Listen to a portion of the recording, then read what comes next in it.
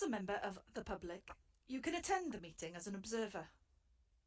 That means that you can see and hear the discussion, but cannot participate. We intend to provide a video recording of the meeting, which will be available on the website soon after. For that reason, we ask that you do not record the meeting yourself. Hoffwn gyflwyno aelodau annibynnol o'r bwrdd. I would like to introduce the independent members of the board.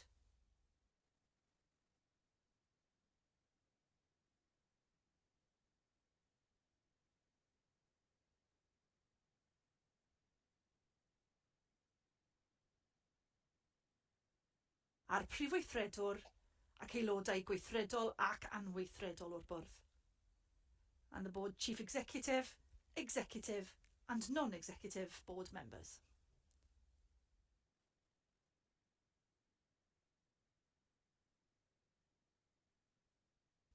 Hoffwn gyflwyno yn awr gadeirydd y bwrdd, yr athro Donna Mead OBE. I would now like to introduce the chair, Professor Donna Mead OBE.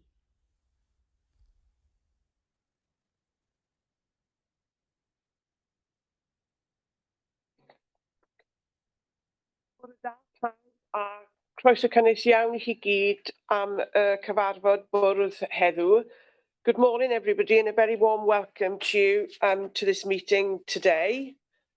This is the May 2024 Public Trust Board meeting of the Velindre University NHS Trust. As you've just heard in the introductory remarks, this meeting is being live streamed for those who are joining us remotely, and a recording of the meeting will be on the website soon, so that the public and any member of our staff can look at the meeting at their leisure. Bethan Davis, I'd like to introduce you to Bethan, who is just outside this room actually, who is the Welsh Translation Manager at Health Education Improvement Wales, and she's providing the simultaneous Welsh translation service for this meeting. Before we begin our meeting proper, we're going to have a presentation. Yn cyntaf, llongyfarchiadau I Peter Groves. Congratulations, Peter, on being elected as a fellow to the Learned Society of Wales. We're very proud to acknowledge that in this meeting. So,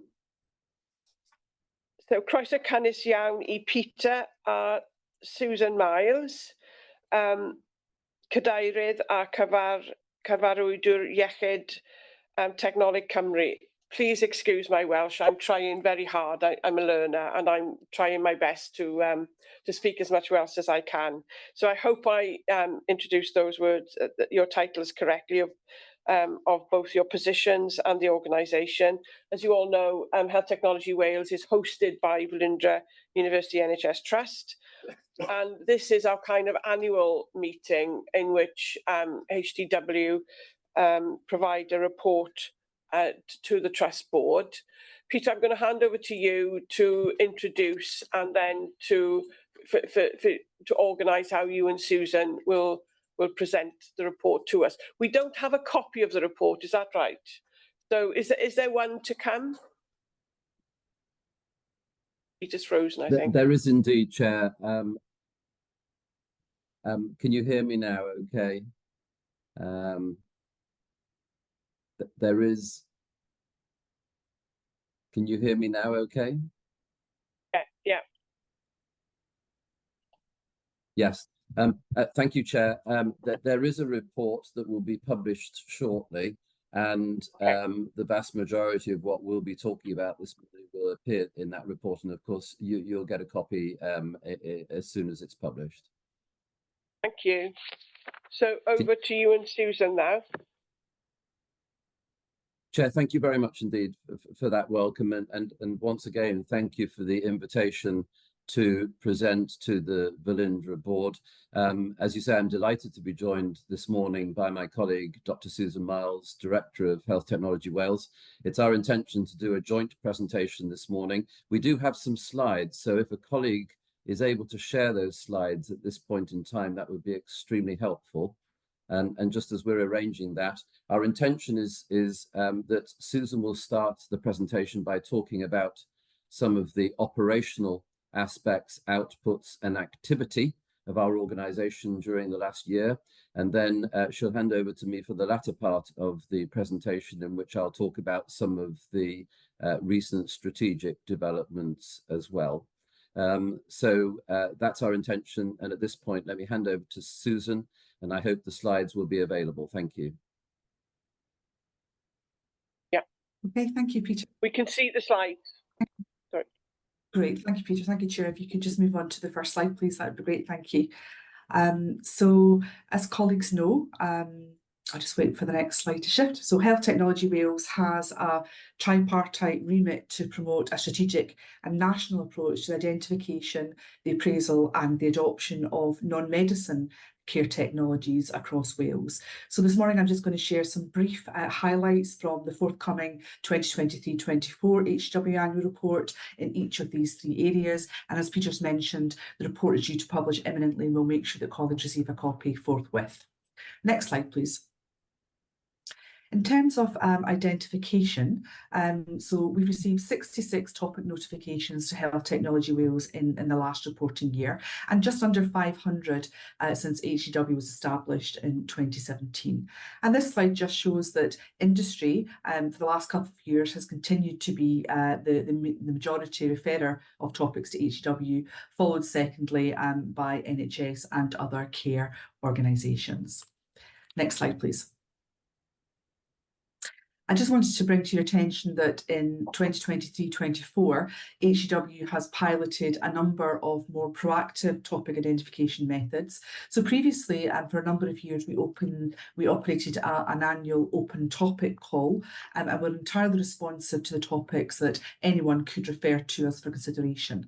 But last year, we piloted a range of more proactive methods to identify topics for assessment. So this included, for example, looking closely at national and international peer HTA bodies, work programmes to see what were hot topics of interest, interrogating an international database of topics being explored in technologies across the world to look for hot topics that perhaps Wales might be interested to develop some guidance in. And we use these sources to develop long lists of potential technologies that we think may have been impactful for Wales, and shared them with Welsh professional and policy stakeholders to gauge their interest and prioritise the topics for further exploration. We've also been targeting topics that align with the ministerial priorities published last year, and in the forthcoming year we plan to select one or two of these topic areas for a deeper dive, and that will include cancer technologies. Next slide, please. So of the just under 500 topics that have been referred to HEW so far, 65 of those have progressed to comprehensive full evidence appraisals that assess both the effectiveness, clinical effectiveness and cost effectiveness of the technologies concerned. And we've produced 44 pieces of national guidance to date. Of these 44 overall, 16% or 7 have been recommended for routine adoption across Wales, 43% or 19 for selective adoption within subsets of populations, and 41% or 18 where the evidence was found to be insufficient to recommend adoption of the technologies within Wales. And in the last year, of the 11 pieces that we produced of national guidance, just under half or 5 were either recommended for routine or selective adoption, and just over half or 6 had insufficient evidence to support adoption. Next slide, please. So this next slide just summarises the range and the considerable broad range of the technologies and care areas that HEW has focused on in the last year, and you'll see quickly that it covers technologies within primary, community, secondary specialists, and importantly, more recently, within social care settings also. Next slide, please. So I've just selected a couple of examples of national guidance produced last year of particular interest to our audience today within Velindre relating to cancer treatments.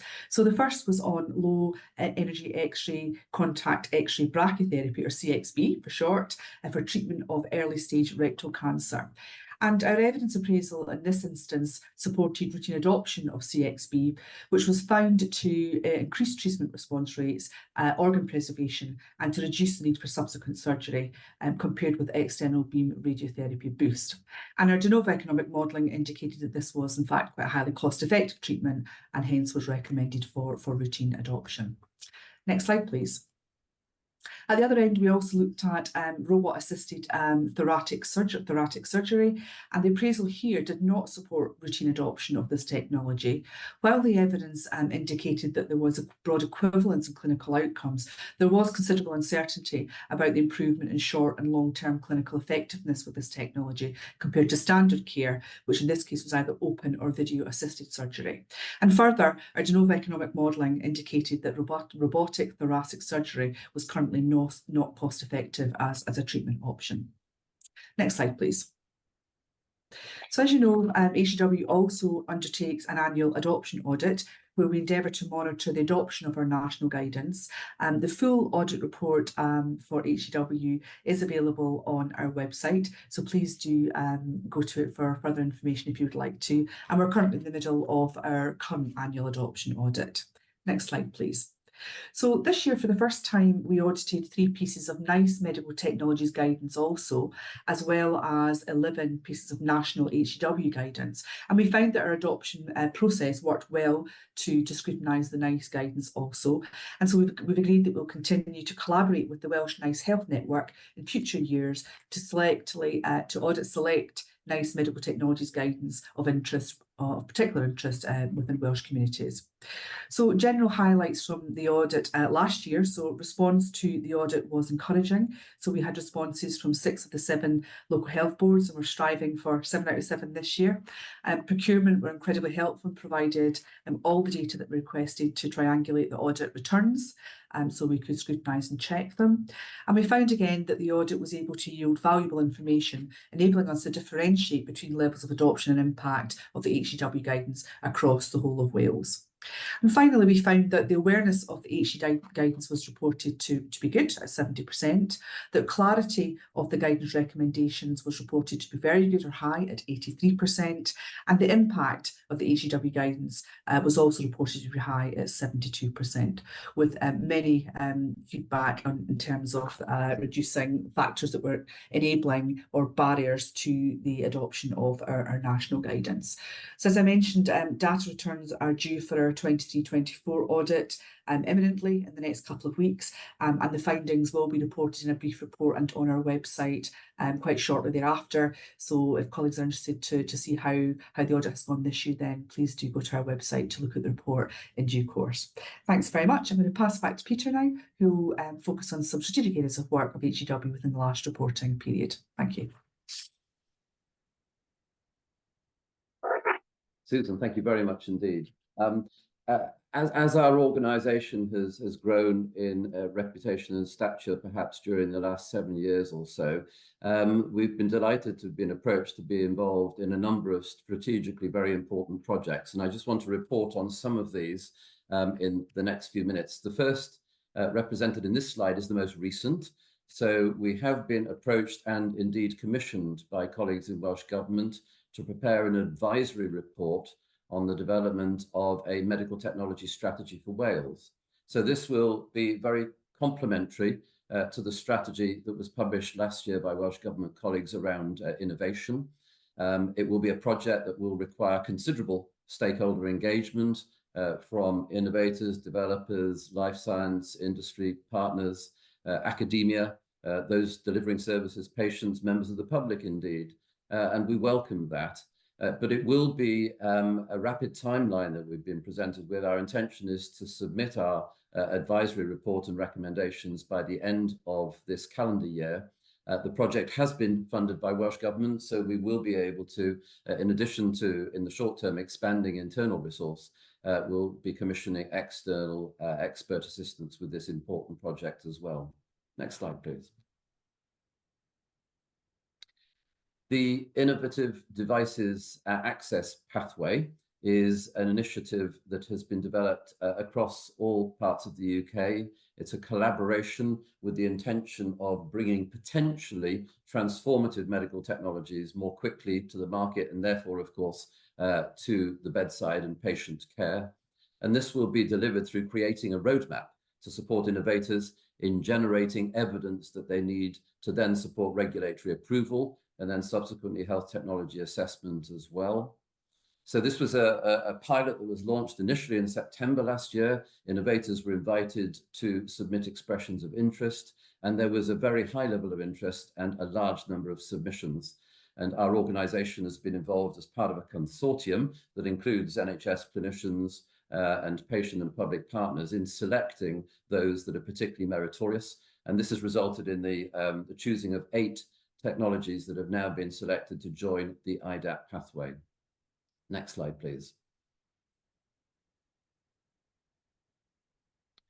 This has also been a year when we have seen the establishment of the All Wales Clinical Effectiveness Group.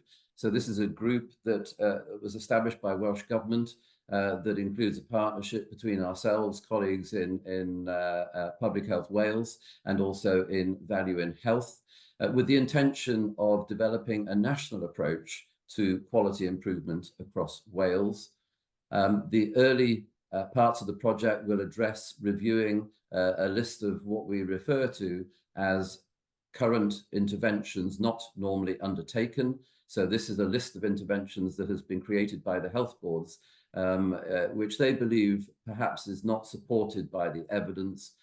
So the role of HTW in this project will be to generate rapid evidence reviews, which will then submit to the group to support their decision-making around whether such interventions should remain on that list or whether more recent evidence supports their continued usage. Next slide, please.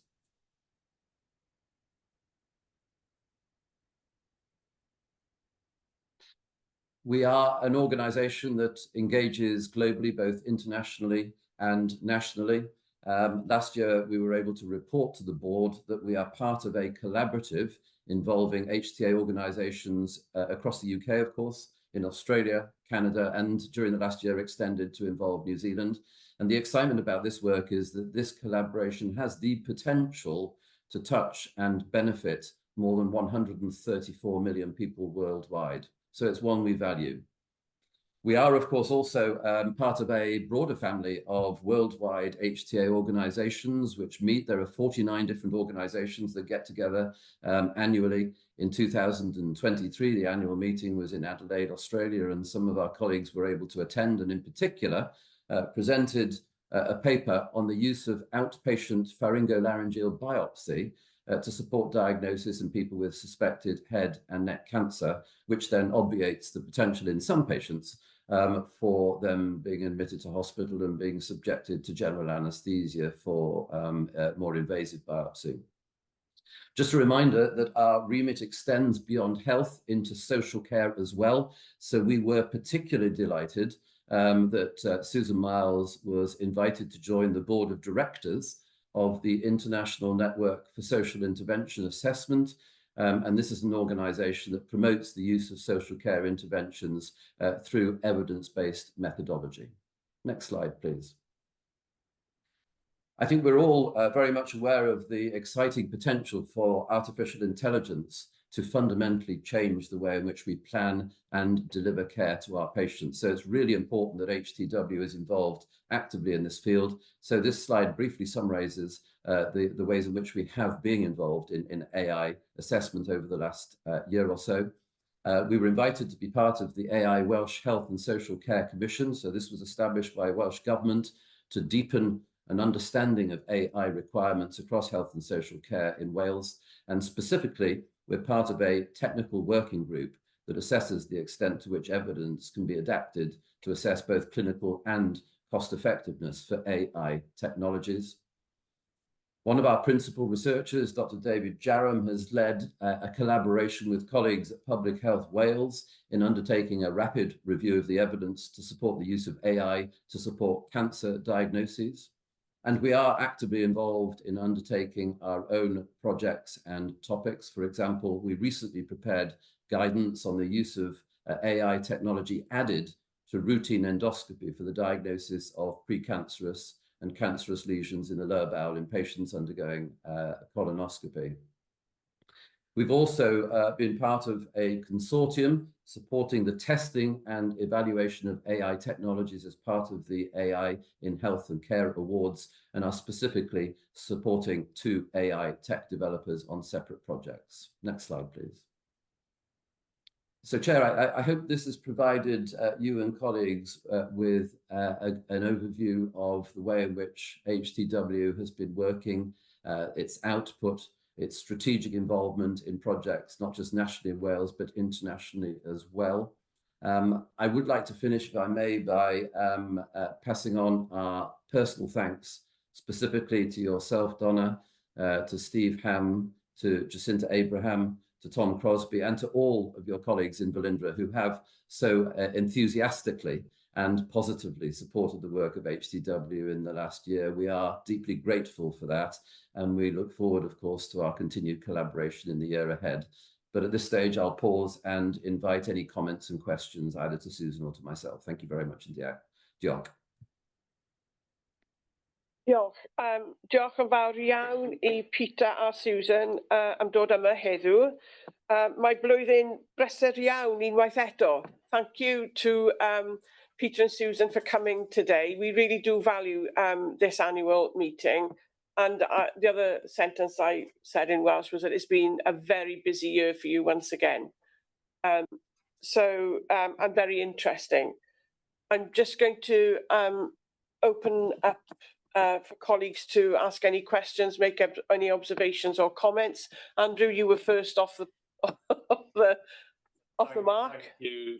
Thanks, Peter, Susan. It's great to see the development, actually, the global engagement, the policy initiatives, and so really developing well. So thanks for the update. Interested in adoption, because and how when you make a recommendation for a particular technology to be adopted, is it? I mean, I know across different health boards you might have early adopters and some who have to be dragged kicking and screaming to take. Do you find that adoption and rollout is patchy where you have made a recommendation? Because knowing the nature of the NHS and changing practice, any comments on that? How is that? How is adoption across the different health boards, particularly in Wales? I think that this has been a very important remit that HTW has been given because it came out of the national inquiry looking at access to medical technologies.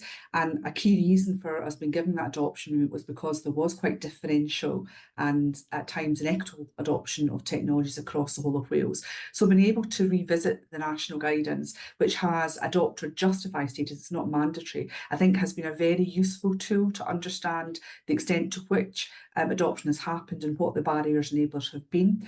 And we believe it's been helpful in terms of being able to inform those conversations between planners and commissioners, etc., to understand if there are differences, what are those differences and how might they be overcome. But generally, the adoption guidance has been pretty good, and also the responses to the adoption audit have also been encouraging to date. So I think it's a good thing to square the circle. We were able to pump prime a national data system called AMAT, so all of the boards now have access to a single data system they can use for the HTW and other audit, and we found that's been particularly helpful because the boards have established a national user group for this system, and they get together monthly to discuss adoption of both HTW guidance but also NICE guidance. So it's given us a real way to sort of leverage the guidance to make sure it's actually being used, and if it's not being used, to understand why that may be the case and if that can be rectified. But variable, always variable, but generally good. Help. Can I ask a second? Yeah, okay. So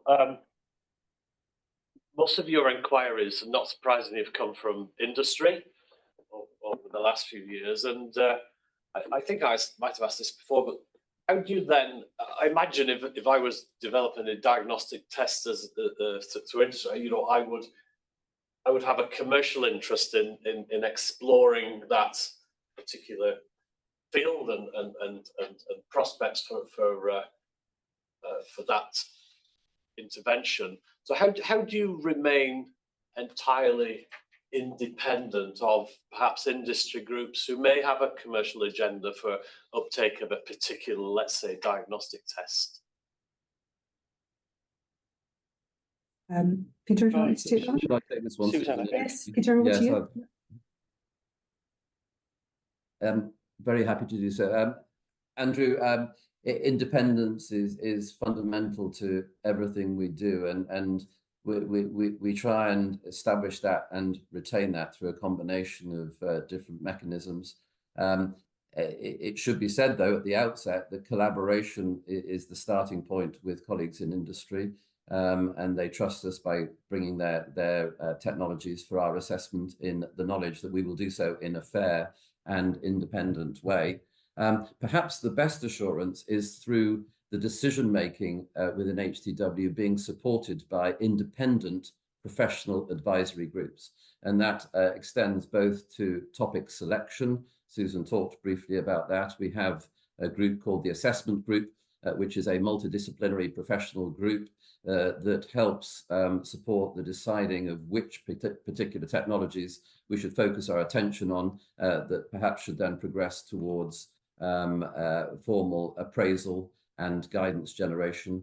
And then finally, the decision-making group, which I chair, which is the appraisal panel, is again an entirely independent, multidisciplinary professional group made up of individuals who represent the health and social care sectors in all its different forms across Wales. And therefore, we ensure that the decision-making is based on evidence, of course, prepared by the team, and based on the opinions of independent experts within the committees, but also added to by the input of patients, members of the public, invited guests to our decision-making meetings, which include clinical experts. So we have this multifaceted, multi-layered approach to ensuring independence at every step along the way. And it's a very prescient part of the way in which we work. And I think we achieve that well through the reception that we've had with the guidance we've been publishing. Very helpful. Thank you. Thank you, Peter. Carl? Oh, yeah, thanks, Jay. Thanks, Peter. Thanks, Susan. Yeah, I mean, I'd written a question down, and you got to the slide, so it's a second order question, but I was interested particularly around the global engagement slide. I'm assuming there's some assumptions that lots of good ideas, and the rate limiting factor will be our capacity to evaluate them. So I was just interested in terms of that global network. Is there an emerging sort of sense of prioritization across the network, i.e., well, we're going to look at this, you're going to look at that, so we apply our capacity to a sort of a more prioritized list? So that's just what has caught my sort of attention particularly. How can we get these things evaluated and out to be implemented as quickly as possible?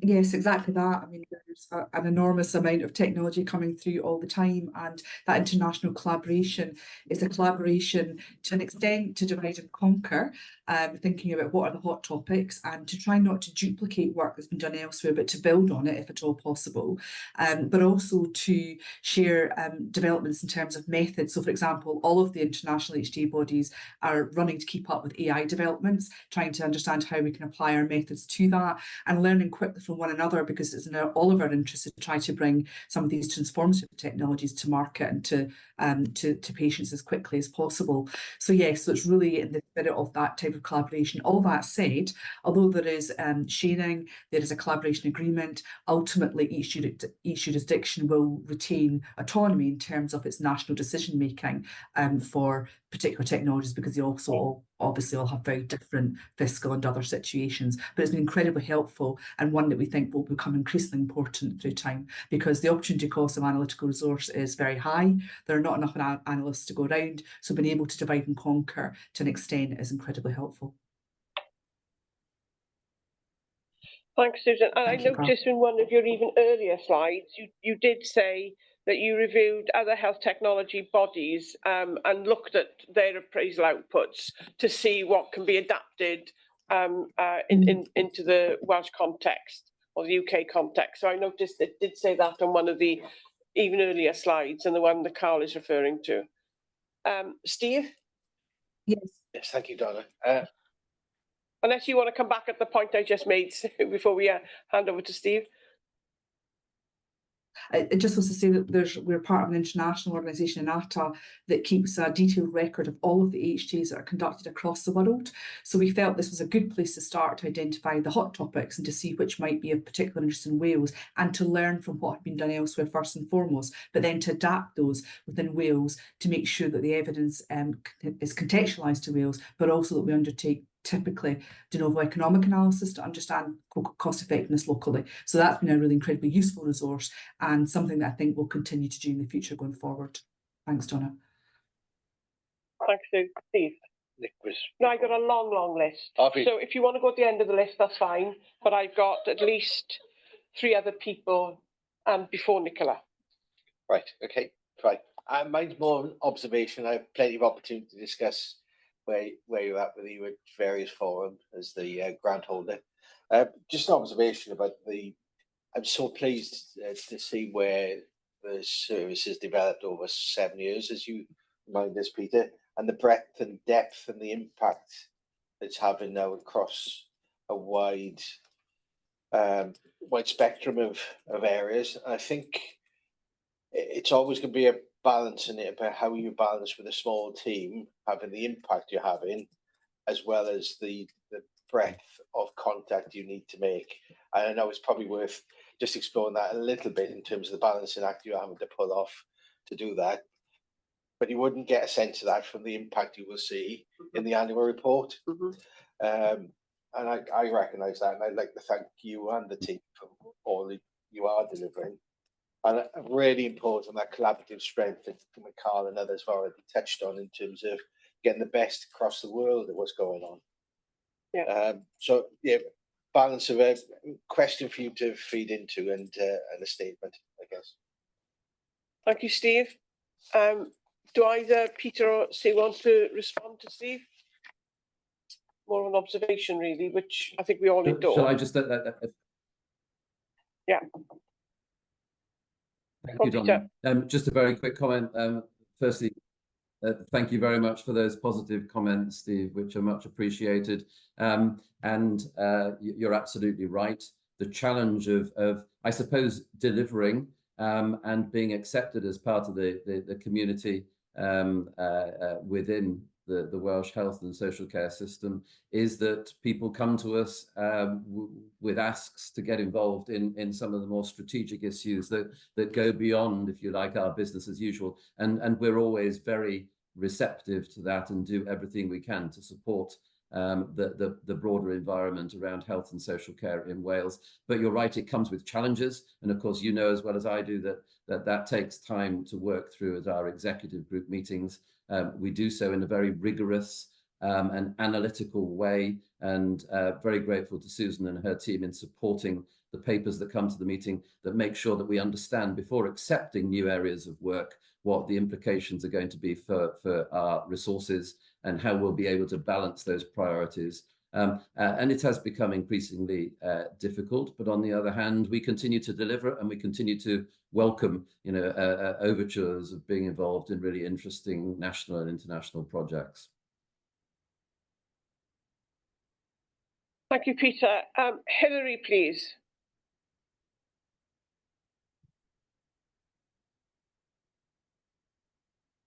Oh, Sue, you've got your hand up. Susan? Hilary isn't online. Pardon? Hilary isn't online. All right, so she's not there. No, that was my question. Oh, right. Sorry. Okay, Sue, you've got your hand up, and then it's Lindsay, Apologies. and then it's Nicola. So Sue first, please. Apologies, my hand was in error. I'm not quite sure how it popped up, but I didn't have my hand raised. So over to Lindsay. Okay. It's the wonder, that's the magic of the technology. So Lindsay, please. Thank you. Peter, you mentioned when you were talking about independent assessment, how you involve people and patients. And I just wondered if you could say a little bit more about that, about the ways in which you involve people and patients, the difference that makes, how you make the most of it, and how people get to know what difference they make through their involvement. Yes, no, I think it's a really important point. We have from the very beginning been determined to involve patients and members of the public in every step along the way as part of our assessments. And so we have, the first thing to say is that we have patient and public representation on our independent professional advisory committees.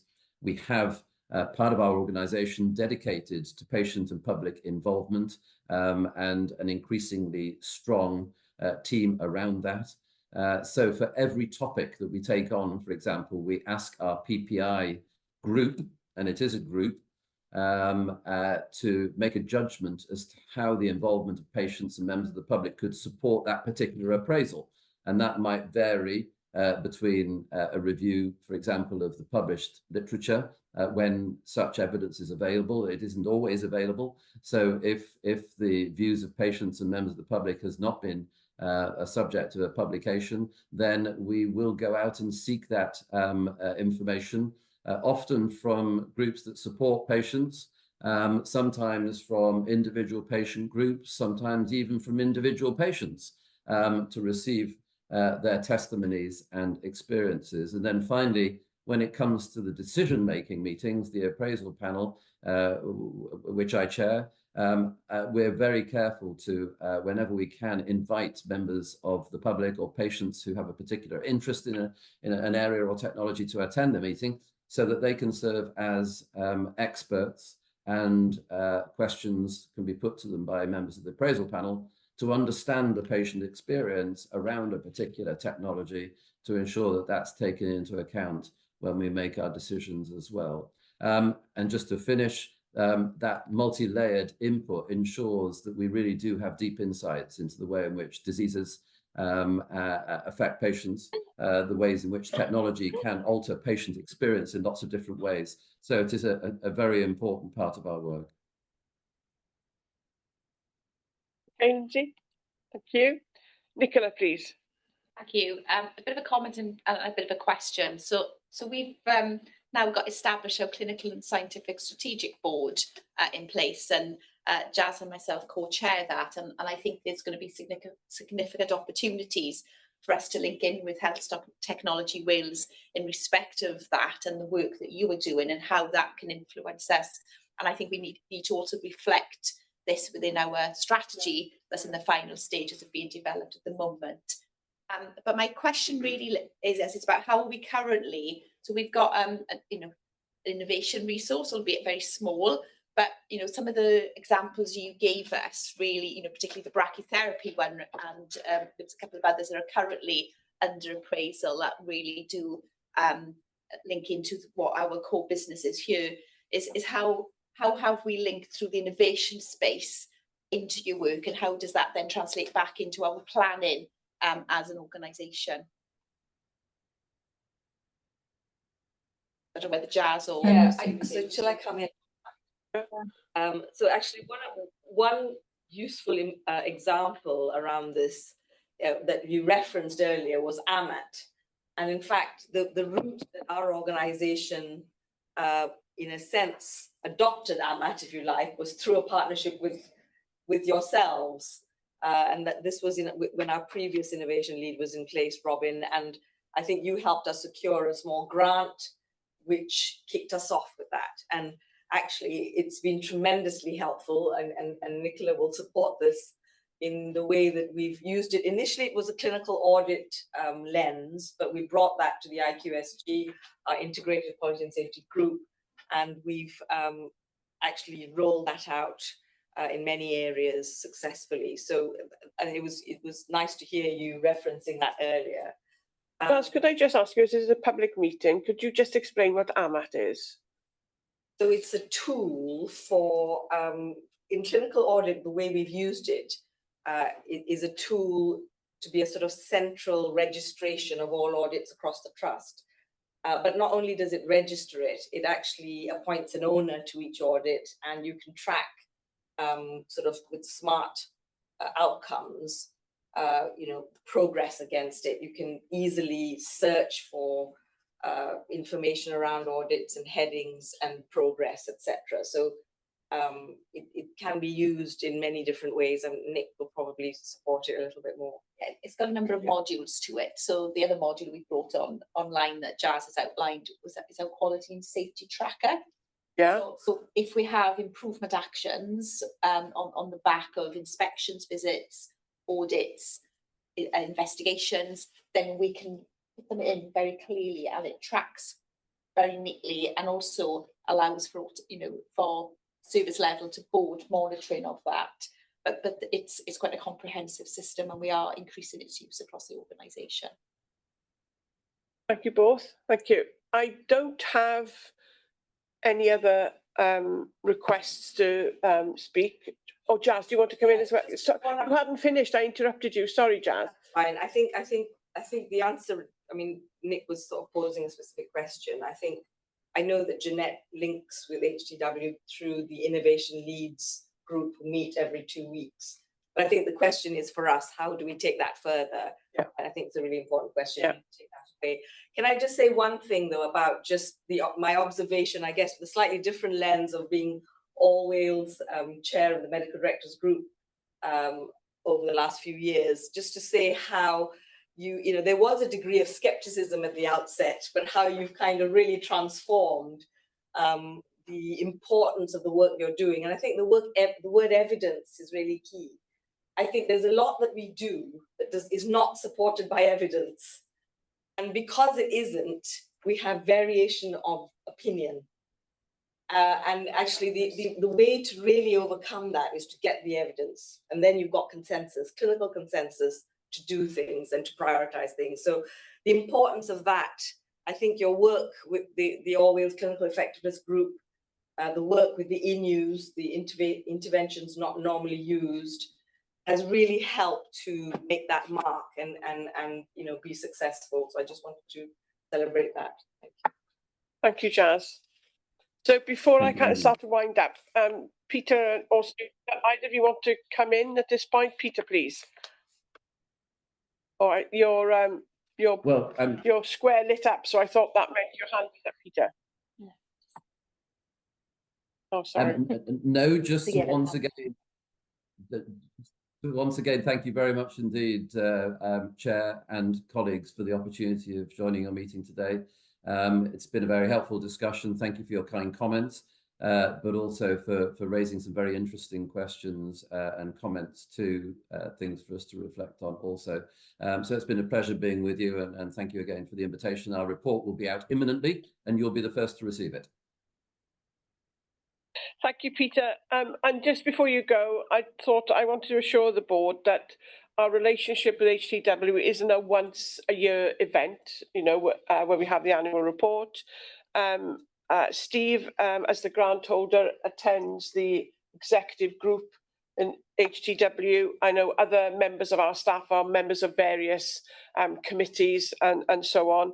And I meet with the chair every 6 weeks or so, and we talk about what's going on, what's planned ahead, and so on. So this, although we have this report once a year, I just want to assure the board that there's much more integrated working together as the host body for HTW. So thank you both once again, and I will see you both very soon. I'm looking forward to receiving the report. Thank you. Thank you, colleagues. Thanks. Thank you very much. Bye-bye. Thanks, Sue. Good to see you. Bye. Bye-bye. Okay, so we come now to the meeting proper. We have a new face around the table. So just before we start, I think it would be really helpful if I know you attended lots of meetings, but there may be somebody, Lindsay, who you have not yet met or met in person. So let's go around and introduce ourselves. So you know me, Donna Mead, I'm the chair. We've met several times. Lauren here. Lauren. Gareth Jones, aelod annibynnol cyfreithiol. Well, we met at the RD night, I think, last week. We did on screen. Chairs out, but I'm the IM representing universities. Alan Prosser, Director of the Hospital.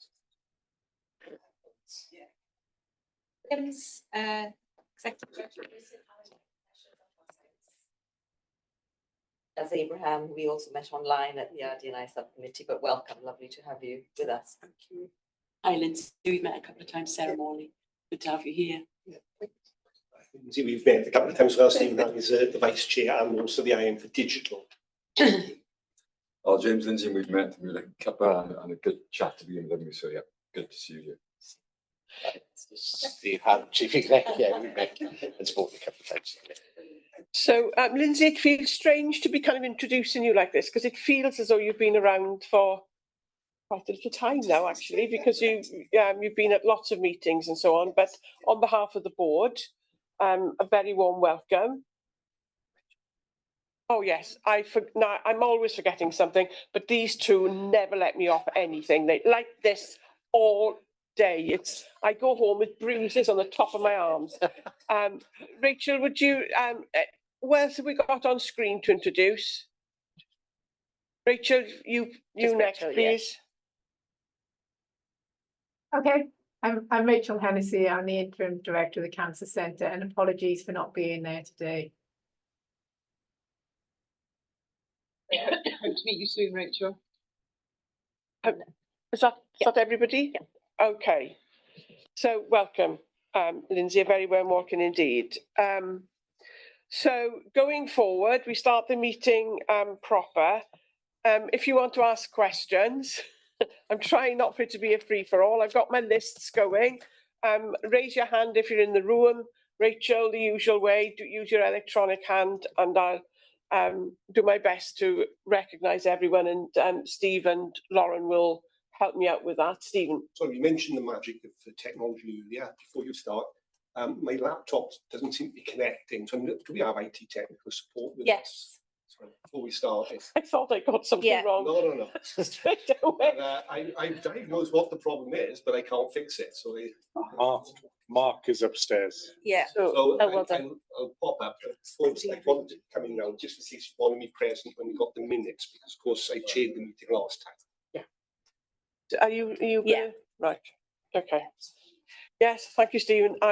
Just because you're paranoid doesn't mean to say you're paranoid enough. That's my saying.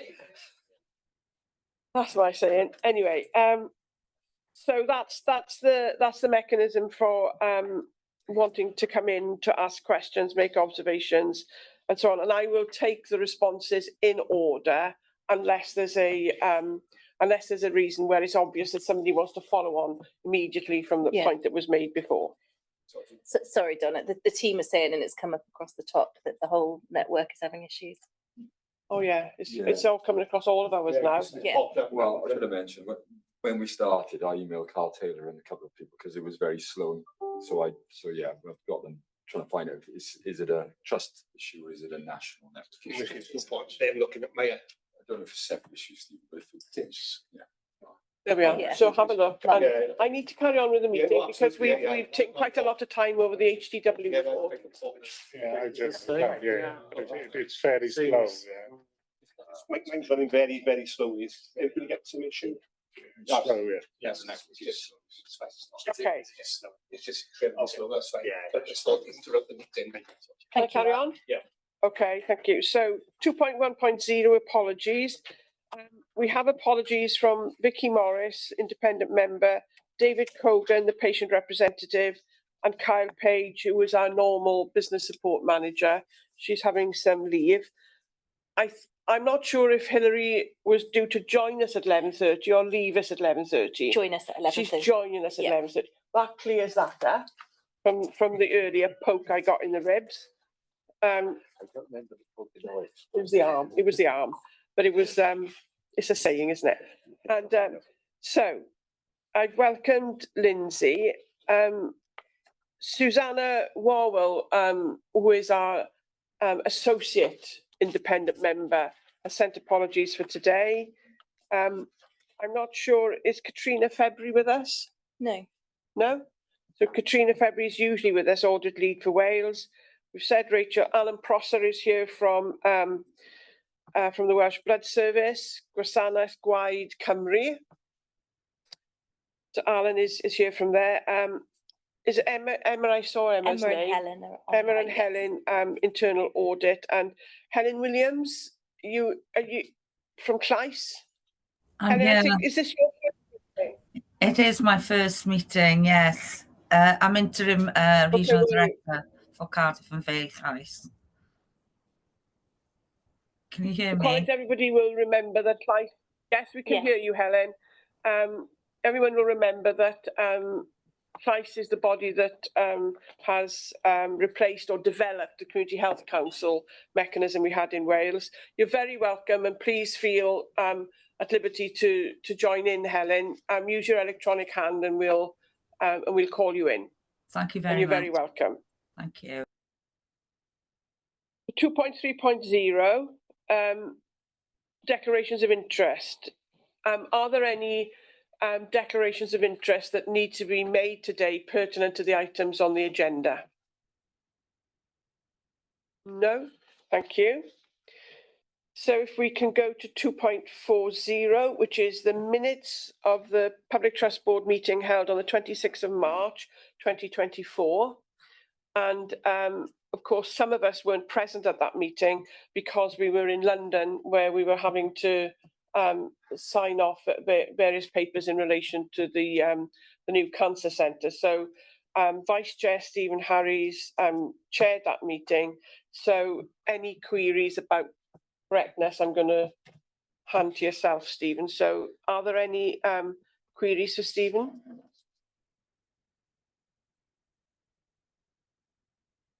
Gareth, please.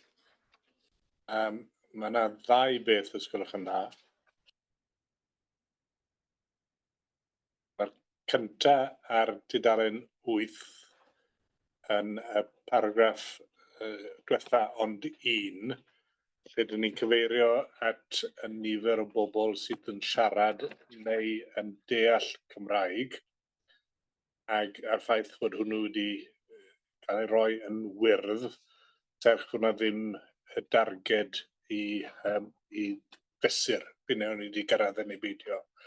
Ac wy'n credu oedd Sarah Morley wedi gweud bod angen newid yr adroddiad mwyn trafod y pwynt yna. A jyst eisiau gwybod os oes yna unrhyw ddiweddariad ar hwnna, os gwelwch yn dda.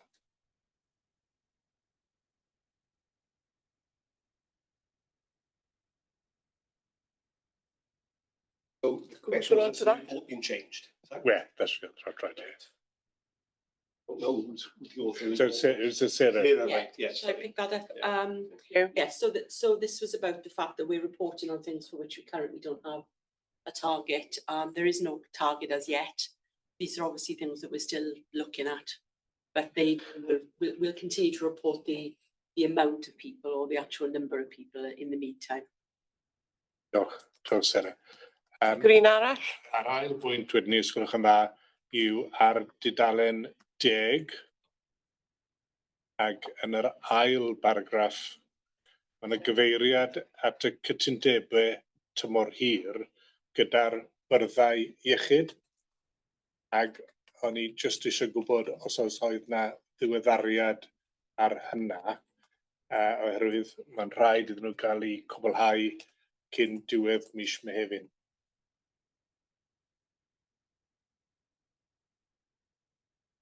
Gareth, the update is we're still in discussion and negotiation with health boards. There remains a disagreement, particularly around the 3.67% uplift. 2 health boards of our main commissioners, particularly, are disputing that pass-through. That's in Aaron Bevan and Cwmtath. Cardiff and Vale, who are a net provider of services also to the other 2 neighbouring health boards, as you can imagine, are more aligned to our position and the expectation that it passes through for funding for us to apply on cost pressures that we identified. I unfortunately missed the Directors of Finance meeting last Friday, but the Director of Finance for NHS Wales again verbally stipulated, I think was probably the language, that the 3.67% should pass through to providers. I've got another meeting coming up, I think, with Cwmtath to have further conversations with the Director of Finance there. I met with the Aaron Bevan, Director of Finance, a couple of weeks ago. I suspect the next step will be, as per the arbitration process, before you go to arbitration, is Chief Exec will need to have a discussion with Chief Execs. But we are developing our case and our argument for submission, but it is an organisation, we don't really want to get to that point. It won't reflect very well on, obviously, the Director of Finance, Chief Exec, and the organisation generally. But yeah, unfortunately, we're not at that point. We're very close, as you recognise, to the deadline. So that's not on the risk register yet, but should those conversations prove fruitless, that will be a big risk to the organisation going forward. Obviously, you need to be aware that we potentially will be going to arbitration, and we'll know Yeah. the decision from that, what the risk is or not. Based on everything that's been written by the Director of Finance for NHS Wales, what he's saying, the decision should go in our favour. But you know, these things are not always as clear as you might think, and you can't challenge the decisions. So there's no recourse to go back and ask for the reason why the decision wasn't made in your favour. So once it's made, and that's it. You have to move. Steve?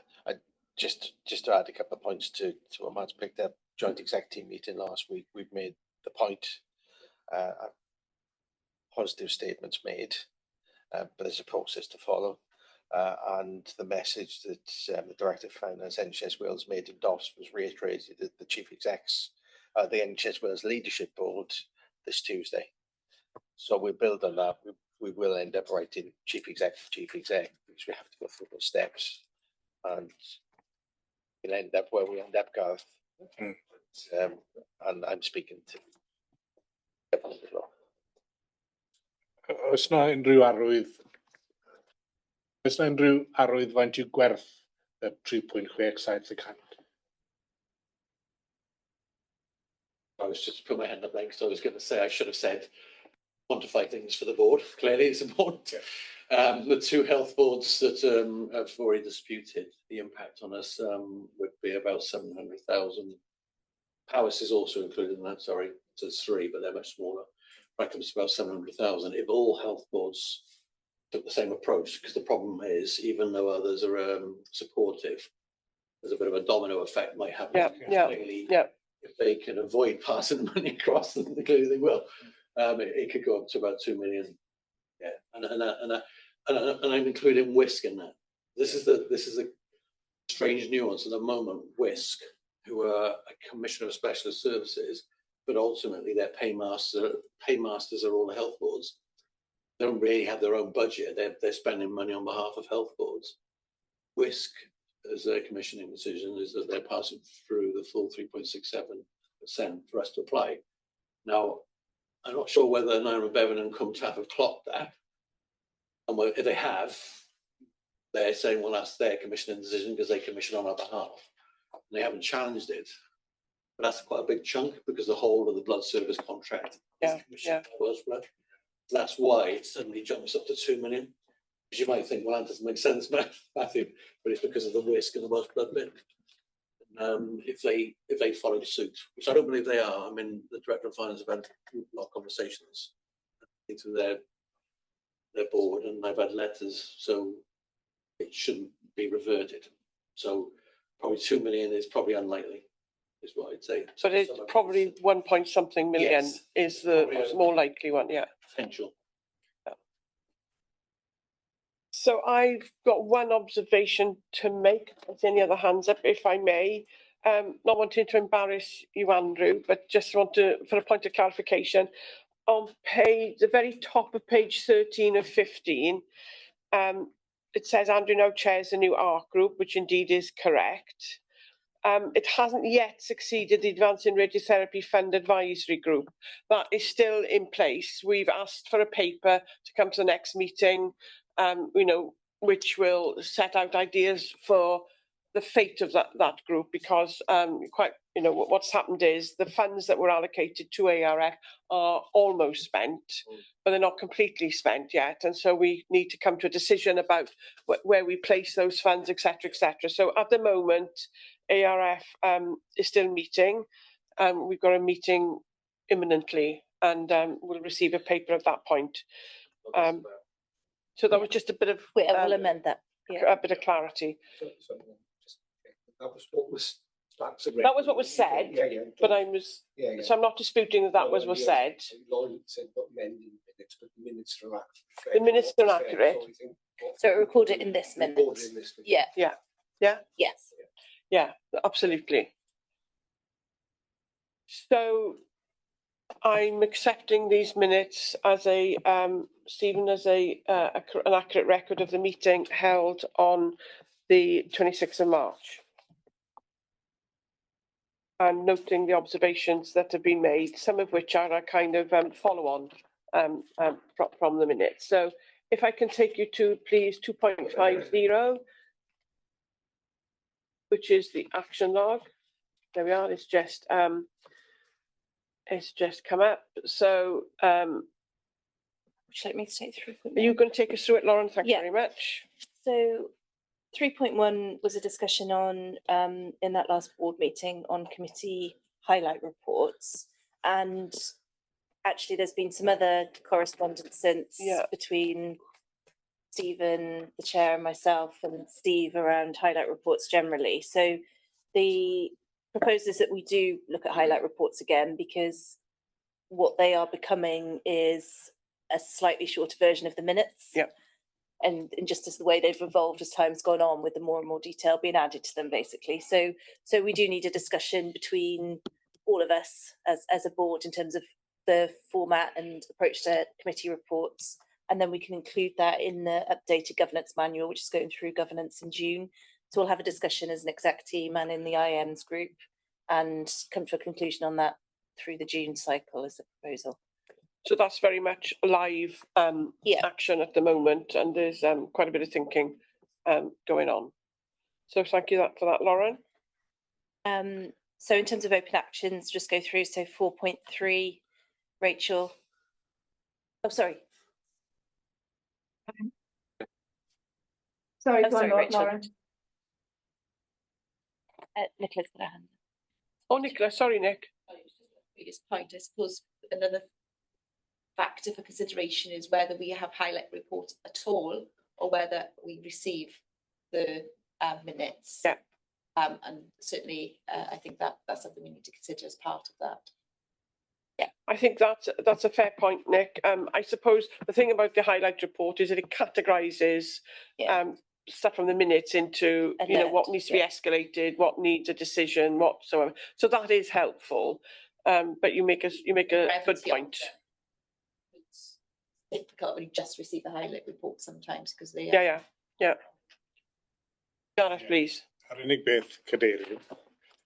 Yr unig beth cadeirydd yw, da ni yn trio lleihau y nifer o dudalennau sydd yn dod i'r bwrdd, ac o'n i'n meddwl mai pwrpas yr adroddiad byr oedd bod ni ddim yn gorfod darllen trwy dudalennau o gofnodion pob isbwyllgor, ac fysa'n well da fi'n bersonol, dysyn ni'n cadw at yr adroddiad yn hytrach na bod ni'n gorfod darllen mwy o dudalennau eto. Diolch, Gareth. Absolutely point taken, but we have to find a way. We've got some highlight reports which are one side of A4, and then we've got others which are 5, 6, 7, 8 pages. So we'll have the discussion, but we'll take it from there. Thank you. So that's still open at the moment. And we'll change the target date to the next board meeting, but in reality, we will hope to close that in June. 4.3 on the SACT referral rate clarification, Rachel. Sorry, I'm actually trying to sort out my translation. So this is relating to the PMF report, where we put some information there in terms of the forecast referral rate for SACT. So in terms of clarification, the way the forecast referral rate is produced for this financial year 24-25, it is 10% based on the outturn at the 31st of March last year. Going forward then for the next 4 years, it is 8% based on outturn at the 31st of March the previous year, and that is specific to the referral rate coming in. There is work going on at the moment, which Nicola will be able to update you later when we come to the PMF, that is looking at more detail around data and the management and forecasting of the SAT service going forward. So that remains open. But we've got a target date of the 23rd of the 5th. Yes, it's proposed. Sorry, we should. So a number of these which we should have changed to proposed to close after this meeting. After the update. Yeah, exactly. Yeah. So are we content to close that following the update from Rachel? Stephen, please. Sorry, without going around the loop again, part of the clarification that she referred was raised in respect of the 8%. Because the PMF said an 8% increase and Rachel's mentioned 8%. And the question I had was that 8% compounding each year. Yeah. And if that's been confirmed here, I'm just conscious that for the purpose of the record today, Rachel again, with respect, said it's an 8% increase over the 4 years. And I think he means 8% per year for 4 years. And obviously that's the net. So what the likely, yes, so but obviously I need Rachel just to confirm it is 8% per year for 4 years. That is part of the point of clarification. Looking to you, Rachel, to respond to that. So I think the point is that it is 8% year on year, so the figure will continue to grow. Yeah, so this was compound. It's not a question of 8.4 compound. Yeah. So it does answer the question. It's just I thought it important that as this is an action to clarify the figures, I don't think Rachel's initial description was actually provided the clarification. It simply repeated the previous lack of clarity. So it's 8% compounded over 4 years. So that's what we need to note in the minutes, and then He's looking a bit dubious. No, I think Rachel said 8% based on the end of the previous years. So it is compounded. Yeah, it's described it in a different way. Yeah. Okay. Somebody just what are we going to write in the minutes, please? 8% year on year. Yes. 8% year on year. So it is 8% compounded. Or 8% compounded. Yeah. Okay. Okay. I know what that means. Yeah. Okay. Thank you.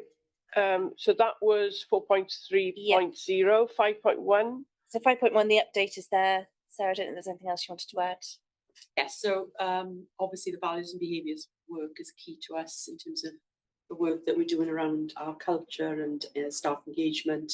And you can see the update there that we are going to be bringing that through the next board cycle, but also we are anticipating that we will hopefully have a chance to talk to the board in the June board development session in terms of more broadly around staff survey and so on. And you can see that we are formally launching the values in an all staff briefing on the 5th of June, which will be a key milestone for us. So Lindsay, your question was? I was just saying that opportunity at board development for the board to look at what it means for us in terms of the values and behaviours and how we demonstrate that leading from the top about how we behave and how we embrace and represent values. And Sarah was saying absolutely. Okay. Yeah. So we'll note that. And thanks, Chair, that obviously all of us need to embody those values and behaviours and actually demonstrate those through what we say, the way we say things. Yeah, what is it? What do they say? Walk the walk, talk the talk, whatever it is. But you're absolutely right. So that's helpful confirmation from you, Sarah. And then 1 point. Yeah. Oh, no, a 6 point. Oh my, this is so Gareth, I hadn't come to you yet. Gareth, next, please. Diolch, Cadeirydd. O'n i jyst eisiau gwneud sylw ynglyn â'r dyddiadau sydd yn golofn yna. Mae wedi mynd, mae'r cynllun wedi mynd i EMB ar y 9th ar 20 o Ebrill. yna dyw e ddim yn dod i pwyllgor ansawdd diogelwch a pherfformiad ar bwrdd tan yr 10 o Orffennaf, ond mae hwnna ar ôl y lawnsiad ar y 5 o Fehefin. A jyst ydy'r dyddiadau yna'n iawn neu beidio? Yes, Chair, the dates are correct. It was just the reporting cycle. We're not asking the board to approve this. This is just updates and actually giving the board sight of that plan that sits behind the values and behaviour work. That is, the dates are correct.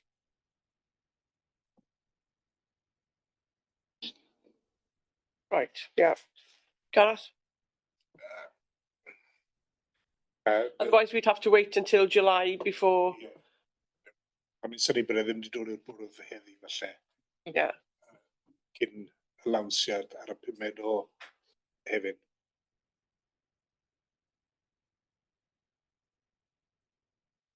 So it's been a rock and a hard place, really, isn't it? Otherwise, there's quite a lot of delay. Absolutely, and obviously that was part of the conversation we had. We're really, really keen that we don't delay the staff engagement event, Gareth, but I'm recognising the amount of work that the board has been involved with in terms of the development of the values. And much of what sits under the behaviours framework is conversations we've had as a board about what is important and what sits underneath those values and those value statements. So that is not brand new work as such. So I absolutely take your point in terms of timings, but clearly what we're doing is building on the work now that we've done as a board to drive those new and modified values. And we will have an update in the July board meeting, and if there are issues that we can take them on board, we can take them on board then. Okay, thank you. Lauren, 6.2.12. Yeah, it's closed. Nobody's hands up. It's closed, yeah, sorry. So 1.4 is proposed to close following the risk paper today. So should we leave that until we've had the risk paper and then we'll come back? So I need to come back to the action log at the end. 4.1, Rachel, the updates there, I don't know if you wanted to add anything more. The due date is now the 30th of July. For the programme of recruitment for radiotherapy physics. I mean, it's reflected in the update on the risks as well. Do you want me to respond to 4.1?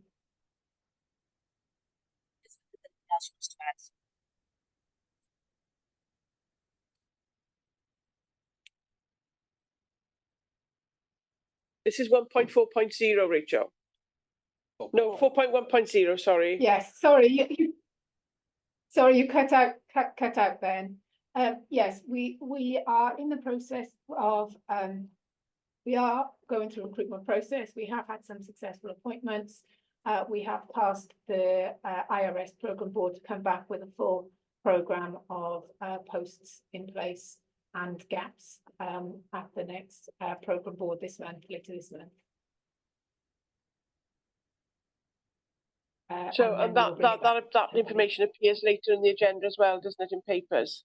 Yeah. So is the suggestion that we can close this, or do we still need to keep this under scrutiny? But 30th of the 7th is the closing date, so it will come under scrutiny. Okay, thank you. Gareth, please. Gareth, thank you. Diolch, Cadeirydd. Ynglyn â'r weithred hon ar un nesaf, mae'n anarferol, rwy'n meddwl, bod cadeirydd y pwyllgor ansawdd diogelwch a pherfformiad yn berchen ar y weithred yna.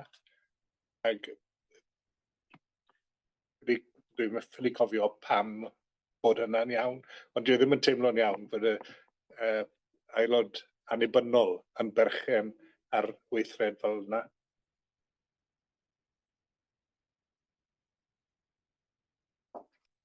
Yeah, 4.1 point. 4 pwynt, mae yna 2 ar 4.1.1. Yeah. 4.2. 4.1.1. Yeah, it should just be the management name. Yeah, I don't know how that slipped in. Apologies. Do ddim yn gallu weld, where does it say independent member is responsible? Oh, it's the chair of the committee. Yeah, yeah. Just be the first part. Good spot. Yeah. Two actions with the same number. Yeah. Yeah. Yeah. Yeah, so we'll alter that. Thank you, Gareth. In terms of the substantive issue, though, but they both remain open. Sorry, yeah. So the radiotherapy physics will remain open, as Rachel said. The next one, in terms of the updates on SACT being more frequent, Carl. Yeah, so I've had an initial conversation with Vicky, who's chair of the QSP committee, and there's three things we've got in terms of SAC. We've got progress against the actual plan, we get the dashboard, which the BI team are working on, and we get actual SAC performance. So what we've agreed to do with Vicky was, once we understand where we are with the dashboard, then take a view on what additional information the committee would require, because clearly there's a lag time with SAC performance. It's always reported a little bit after. But so I did have an initial conversation with Vicky, agreed that once we understood the dashboard, we then go back and determine what additional information the committee might require to give it assurance that we're making good progress to improve the safe delivery of that service. Thank you, Carl. Nicola? I'll cover it in a bit more detail under the performance section, but what we're proposing is that there'll be a SACT Gold brief to provide some duplication that comes to each quality safety performance committee. So that would be at every meeting until we're at such a point where we are, our performance is where it needs to be. And secondly is we will produce a monthly board briefing, so for board members from Gold, so that we will circulate it clearly when the board's meetings are held. We can provide that to board as well, but in between, so I'm also aware that not all board members are members of the Quality Safety Performance Committee. So that as a bit of a drumbeat starting this month. Thank you, Nicola. And starting the end of the first week of June. First week of June. Some of that is set out in papers later on in the agenda. So in relation to, which I'm very pleased, I'm sure we're all very pleased to hear that those mechanisms are in place. So the action was about a mechanism to enable more frequent updates to the board. So as far as that's concerned, when we've come to that paper later on the agenda and the oral update we've had from Nicola, we will probably be able to close that action. There may be other actions which arise from it, of course, but for now we'd be able to close it. Yeah, so let me put 4.1 on there as well. 4.2 is covered in the trust assurance framework paper when we get to it. And then 6.1.4 again is covered in the changes to standing orders paper.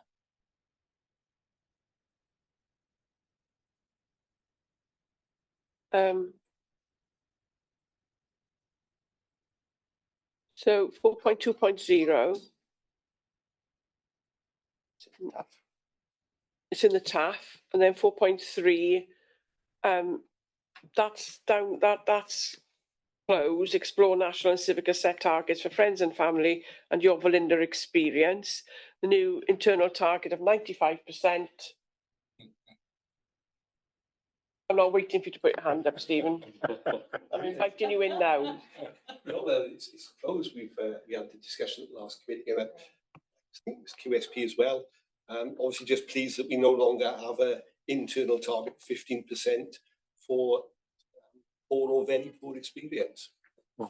I think the point being, if we hit 95% target, Nick, looking to you especially, that the 5% that where it's off will be looked at. We're not going to say, right, we've hit 95%, so everything is fine. We will still look at the 5% where it hasn't met. Absolutely, and level. There has been significant work done nationally on what the experience data set needs to look like, and that's been done in conjunction with the third sector. So I have seen a draft proposal, and I'm just waiting for the final one to be published. But the whole requirement and the data and the question set, the data set is going to change over this year. And I'll keep the board updated on that. That's really great. I know I think I mentioned it before, but not sure at board. I remember once when we were doing a survey like this and it hit 95% and everybody was very pleased because that is a very high satisfaction rating. And then when we looked at the 5%, all of those issues were in one clinical area. So it meant that there was a serious problem in one clinical area, which if we'd just accepted the 95% as being a good outcome, we wouldn't have missed unless we dug into that 5%. You know, if there'd have been one here, one there, it might have been different. Okay, so 5.1.0, that's closed. Gosh, this is slow. Oh, look, it keeps doing that. I can't. So just to make you aware, there's a national incident with PSBA. So that's the problem with the network. We're going to update at 11:30. There's going to be ongoing problems. Yeah, I mean, if it helps, Chair, I had covered the open ones. Yeah. Okay. So 6.1.4, you covered that? Yeah. I'd covered the open ones. Oh, sorry. It's okay. Right, and there's an update later in the agenda. Sorry about that. It's just the papers keep bouncing around my screen. I do apologise, and you know, I'm trying to make sure I get everything absolutely right. So that are there any matters arising from the minutes which have not been picked up in this action log, which anybody wants to raise at this point? No? So for members of the public who might be listening in, I just want to explain that the board is having several IT problems this morning with our papers not working as electronically as well as they usually do. So that might explain some of my comments. So the next item on the agenda is section 3, and the first one is the chair's report, which is down to me. So what it contains is a list of the topics we've discussed in the private trust board meeting that we held on the 26th of March. We're announcing that Lindsay Foyster has been appointed as the independent board member for equality, diversity and inclusion. And we put something of your CV there, Lindsay, so a very distinguished CV, and we're just very pleased that you've joined us. Noting that Susanna Warwell is an associate independent board member, and her role would be to contribute skills and expertise across a number of areas to assist the board in overseeing its governance system. And this is a scheme introduced by Public Appointments Wales to encourage and develop people who may want to apply for board membership in due course. And I'm very grateful that Stephen Harries, our vice chair, is acting as a mentor to Susanna, who's already attended several meetings and made a good contribution. I've had my end of year appraisal with the minister, and I've received my objectives for the coming year. Now, yesterday or the day before, I received the outcome for my performance. So so the minister's agreed with all of the ratings that we put there for my performance. So now I've got the complete set of papers, which I'll share with independent members so that we can roll out the appraisal mechanism amongst our IMs. There's a couple of pictures there from donor awards. The one that contains me wasn't one we took on the night. This is lifted from a Facebook, which the gentleman receiving his award put on his own Facebook page. He was so thrilled that he received his award for 100 donations. Alan, they've gone very well, extremely well, and we're really making a hole now in catching up on the number of donor awards that were missed because we couldn't hold them during COVID. So we've had 2 nights in Cardiff since we last met, and we've had 2 nights in North Wales since we last met. And I have to say, they are so professionally organised. It's slick. They work very well. The atmosphere is absolutely fantastic. They are amazing evenings. Andrew attended the one in Cardiff. I'm sure you'd agree. Yeah, absolutely. with that, Andrew, and other independent members, you know, you're very welcome to attend. There's some coming up in Swansea next. I think we've got the dates. Paused. I think we're back in for September. Yeah, that's I got a September date or something. Yeah, okay. So we had a fabulous event over in the Welsh Blood Service to coincide with VE Day, where we have an Armed Forces veteran, Stephen Roberts, who works in digital services across the trust, and he'd been working with a local artist called Doug Leach to bring to life the relationship between the Welsh Blood Service and the military, in particular during times of conflict, and especially during World War II. And he depicted that pictorially. I don't know if you can blow that picture up to see the artwork. It's very eye-catching. It's very large.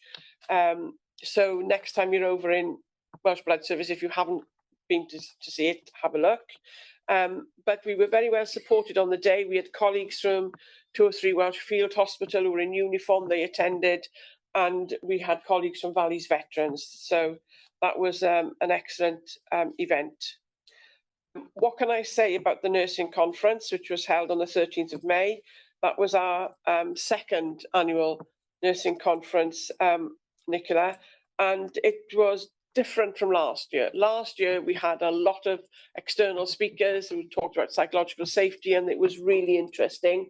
And then this year, we set out our aspirations last year, and then this year we had papers which showed how we were beginning to realise those aspirations, and so many more of the papers were presented by our own staff. We did have some external speakers, which you should have. You know, that's good too. You must always bring the external in, but and again, very well organised. Congratulations to the conference organising team. Nicola, if you could please pass that on. And then, how learned are we in Velindre? 4 fellows elected to the Learning Society of Wales in 1 year.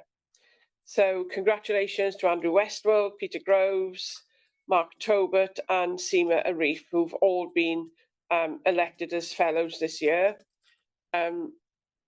It's a tough old process to get elected. You know, you can't just put your name in the hat and hope it gets drawn out.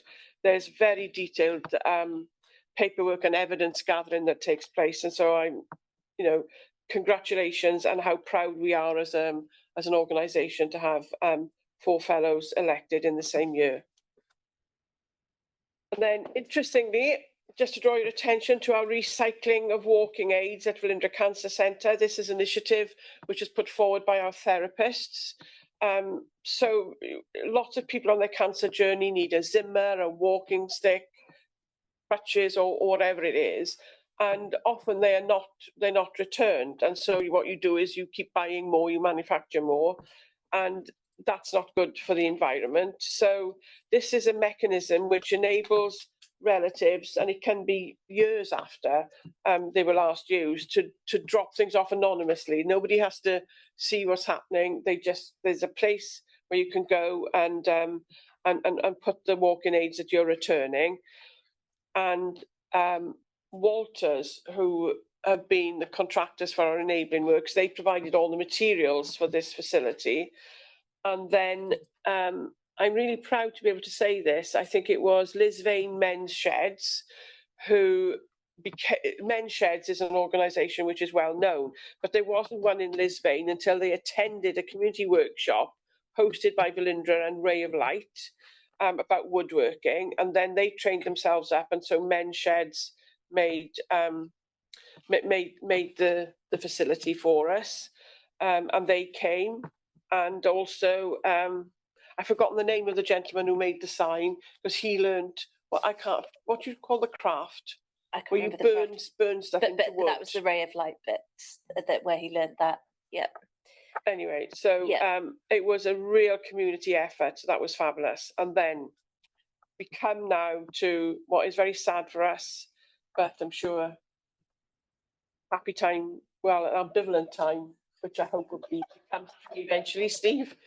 After almost 15 years with the Trust, including 10 years as its Chief Executive, Steve Ham will be retiring at the end of June, so therefore this is his last board meeting. Steve has led the executive team through a number of challenges, and very recently the Trust has achieved a number of milestones following an unprecedented period of change and challenge.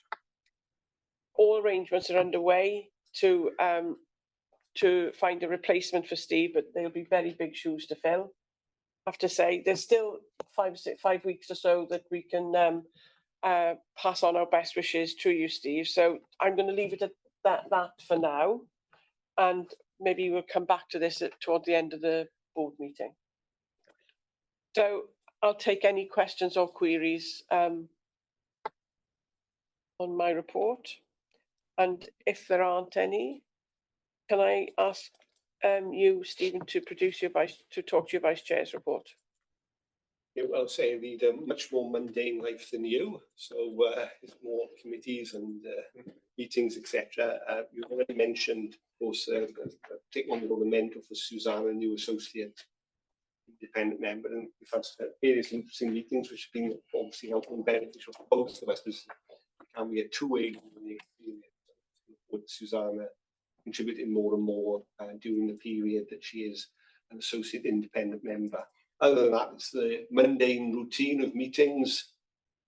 It keeps the wheels turning. They're very important, and we're very grateful to you for the load that you carry, Steve. The only other thing just to mention, well, thank you to Rachel and the team for accommodating a tour of the cancer centre by the chair and the chief exec of City Hospice. Of course, are important partner organisations, and will become even more so as we move forward with our new cancer centre development. Flow from that. So thank you to Rachel and the team for accommodating that. I know you're very, very busy, and it was good we were able to find time to show our partner colleagues around the many different things we do in the cancer centre. Of course, we only just scratched the surface in 2 hours. Of course, yeah. Thanks, Stephen. I can't see any hands up, so if we can come to the Chief Exec's report, please. 3.30. Thank you, Chair. I've got a few different things in the report, but I was only here this morning to speak to one of them. Clearly, I can answer questions on others later. But on the 20th of May, Alan Edwin Massey, the Medical Director of the Blood Service, and I attended the launch of the Infected Blood Inquiry's final report in London, and it honestly was a very humbling experience to be there. And you'll have seen the coverage in the press and on the television this week and in the build-up. As a trust, we published the statement, including my report, but I would like to reiterate our apology for the tragic hurt, pain, and loss of everyone infected and affected by blood products. Blood Service in Wales was involved in delivering blood processing and collections, and we apologise for the delay in changing testing and collecting arrangements in that time. Lessons have been and will continue to be learned in the interest of public and patient safety. And to the infected and unaffected, we thank them particularly for their courage in sharing their experiences, for which, Alan, we had the opportunity to listen to some on Monday in the reflection session. And those reflections will not be forgotten, and we must all learn from those. As the statement highlights, we're already working with colleagues in other blood services, government, NHS, coordinate our responses to the report's recommendations, which I believe will have a wide impact on the services of the NHS for many years to come. And I would commend the report. It's 7 volumes for people to read as a chastening read. But we did have the opportunity on Monday to go through some elements of it. We will keep everybody up to date as things develop and make sure that we align what we do with the recommendations and the findings and coordination through the group across Wales as well. I'm happy to take any questions. So before I open it up, I want to just say thank you to yourself, Edwin and Alan, for attending. I attended a couple of when the inquiry was in Wales, in Cardiff. I went along on about 2 days, I think, and that was absolutely harrowing. So I can just imagine what it must have been like. You saw the people and the atmosphere that was there. So thank you for representing the trust on what must have been a very difficult day for the three of you. Thank you for the update, Steve. Are there any observations to make? Steve, Gareth, please. Just i ofyn, Steve, oes na unrhyw amserlen i'r gweithredoedd da ni yn fwriadu cymryd? Dwi ddim yn gallu clywed, can't you? Is there any timeline to the actions we intend to take? So from the way in which the infected and affected are prioritising actions, because we should take our lead from them, obviously, it was around compensation and the apology first. So on the compensation, we've had confirmation over the last couple of days that the Welsh Infected Blood Support Scheme will be distributing the next payment, and that will be we haven't had the timeframes yet, but we've seen from events yesterday, so general election wise as well, in terms of that legislation, and so we're expecting that legislation to be passed and that to happen as quickly as it can be, and WIBS will be distributing that for Welsh beneficiaries. And then in terms of the wider lessons learned, we've got some we've got some initial update later in the meeting, and then we will be able to reflect more on the next steps of that through our governance in that conversation. Yeah. Any other comments for Steve on any aspect of the report?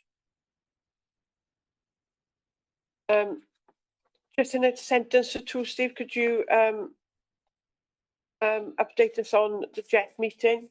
Not too much detail because we'll receive that later, but just yeah, we will receive a letter which you'll all get when we get these. That's what happens. Yeah. But I think I've always found them quite cathartic to do, because you don't often look backwards, do we? And I think when you actually sit down and work out what we have achieved, we actually presented a very good picture of what we got, but also a clear sense of the challenges we still face.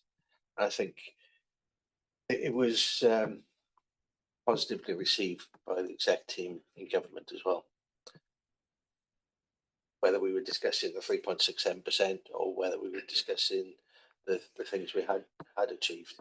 So I think we give a good reflection of where we were, and we did get good feedback. There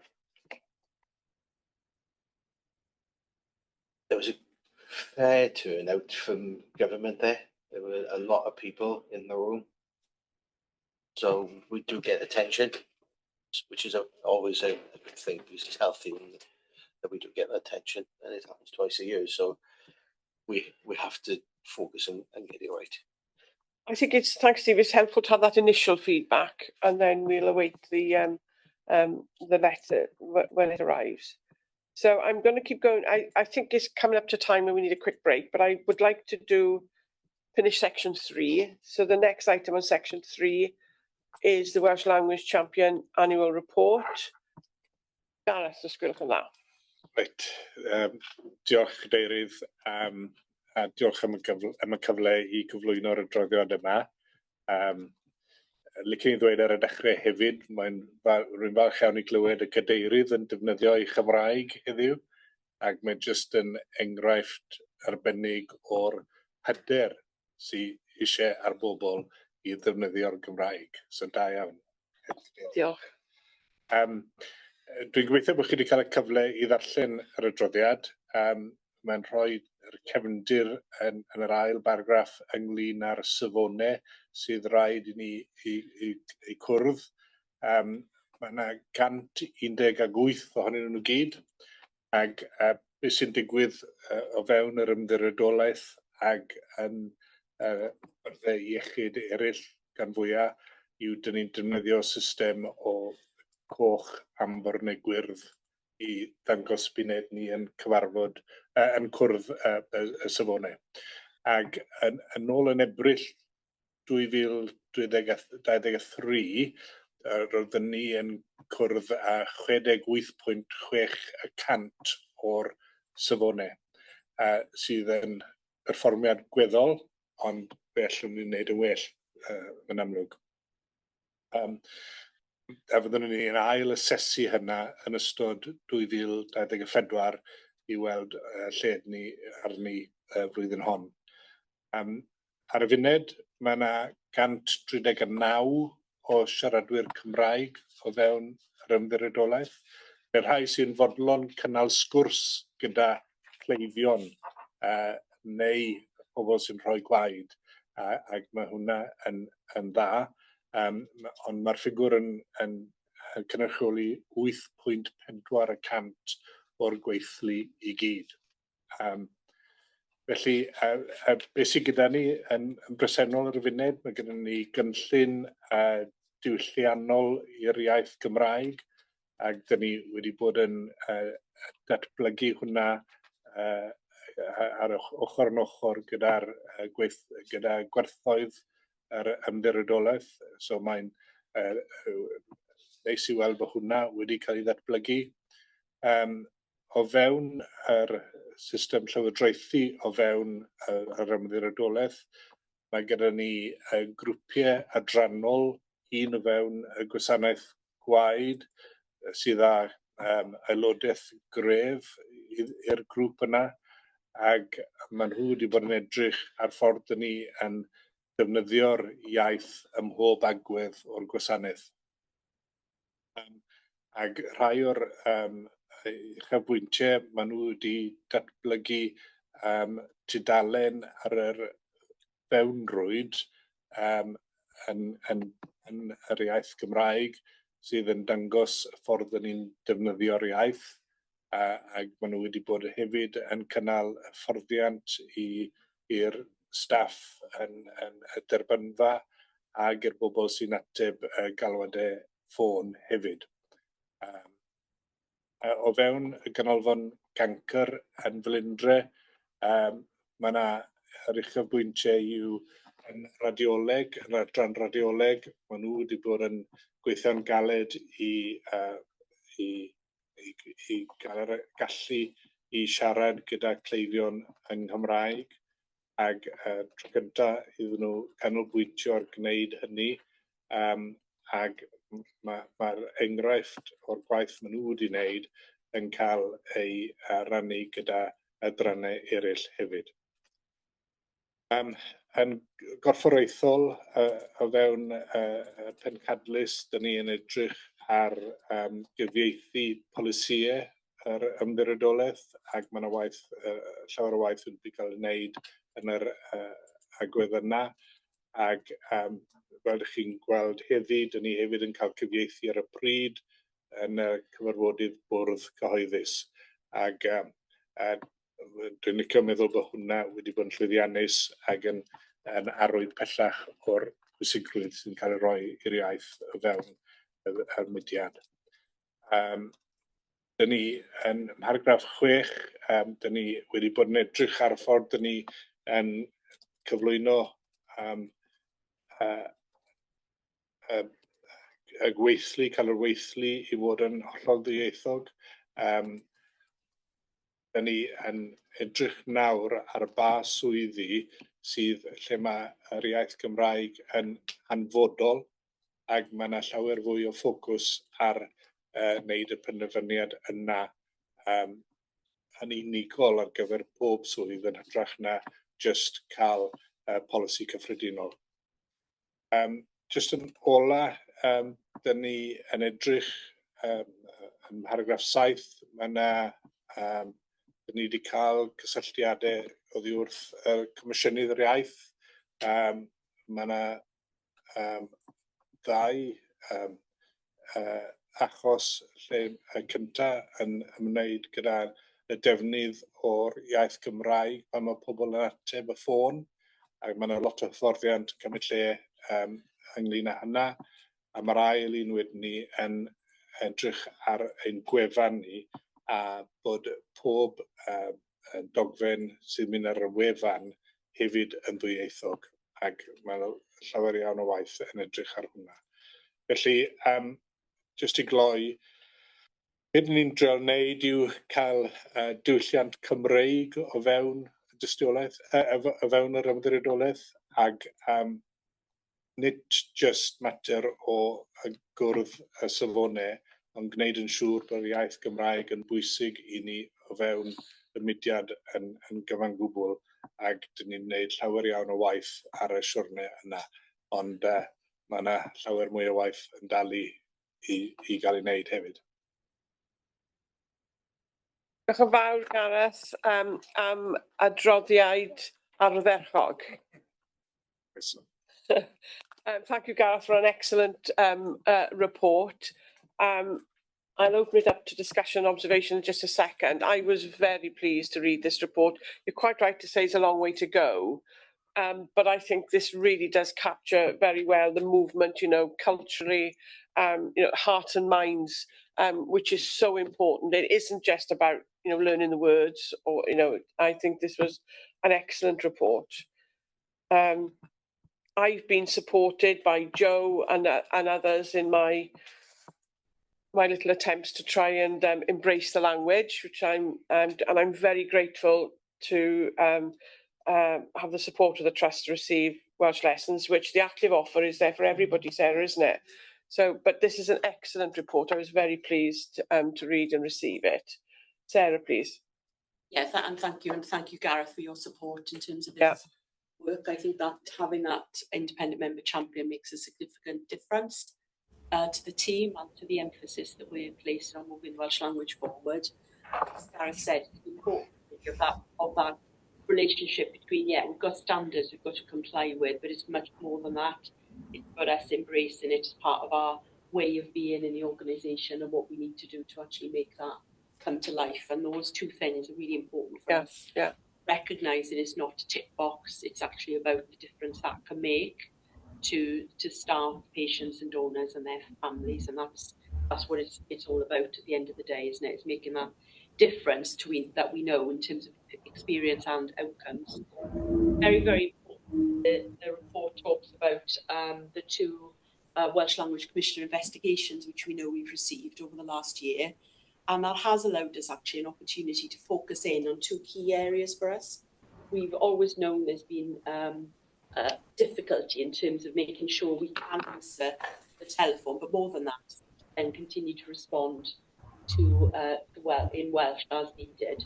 So, you know, the ability then to talk across the organisation. There's conversations going on at the moment now about how the donor contact centre might be able to support answering calls that are coming in Welsh. You know, so actually working across the organisation and looking at that opportunity. We are actually at the moment carrying out an exercise to measure the number of calls that come through the cancer centre in Welsh. So again, to give us that idea of what we're actually talking about in terms of volume. The other investigation then was around the website. There were gaps in the website in terms of bilingual provision.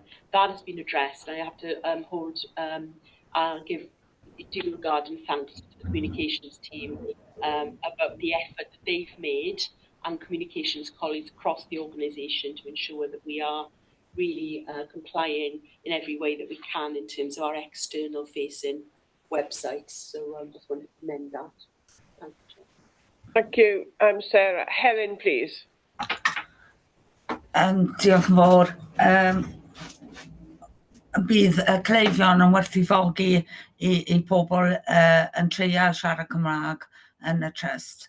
I know that patients would welcome and appreciate that people are trying to bring the Welsh language into the forefront of the trust. It is important to patients to have that choice when going through any clinical or being a patient in any hospital. So from Claes, we really appreciate that you were trying to put this in the forefront of your agenda. Thank you very much.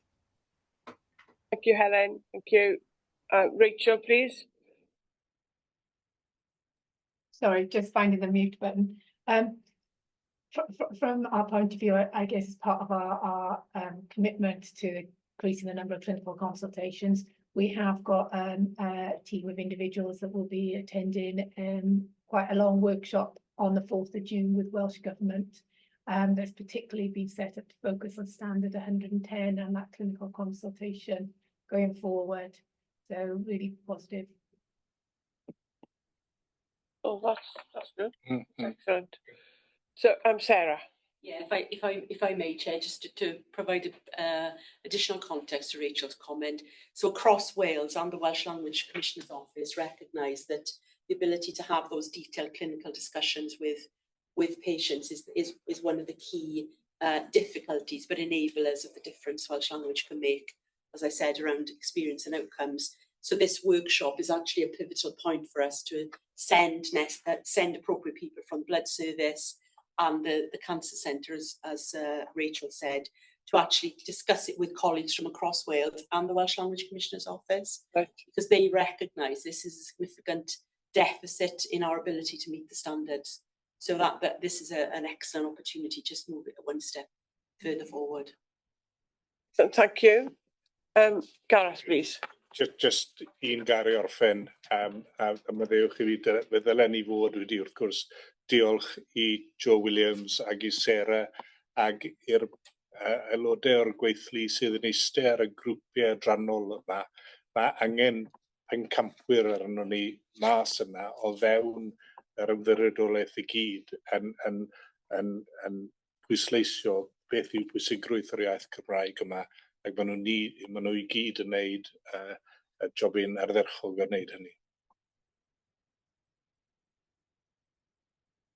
Diolch yn fawr unwaith eto, Gareth. Thank you once again, Gareth. So I don't know if there's an action about champions, but I think, you know, you've mentioned it and it's in the report. I think we don't lose that. What that action might be, perhaps you could come back, having talked with Sarah, Joe and the team, but I think that sounds like there's a good idea in there that we could prosecute. So we're asked to note this report. So on behalf of the board, I take great pride and pleasure in noting this report and the significant developments that have taken place and that have been recorded in the report. Thank you so much. It's just under, it's 12 o'clock. I think we all need to stretch our legs for a few minutes. We might have a break a bit later on, but I think let's have 10 minutes now, please, and we'll try and catch up on a bit of time when we return.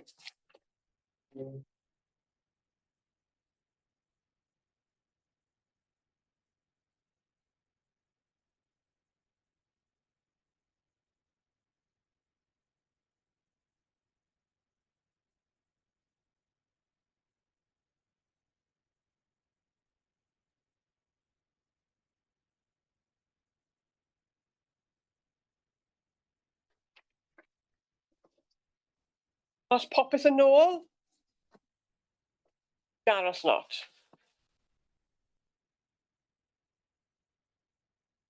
Okay. Oh, and there's Matt, I think. Oh, Hilary. Croeso, Hilary.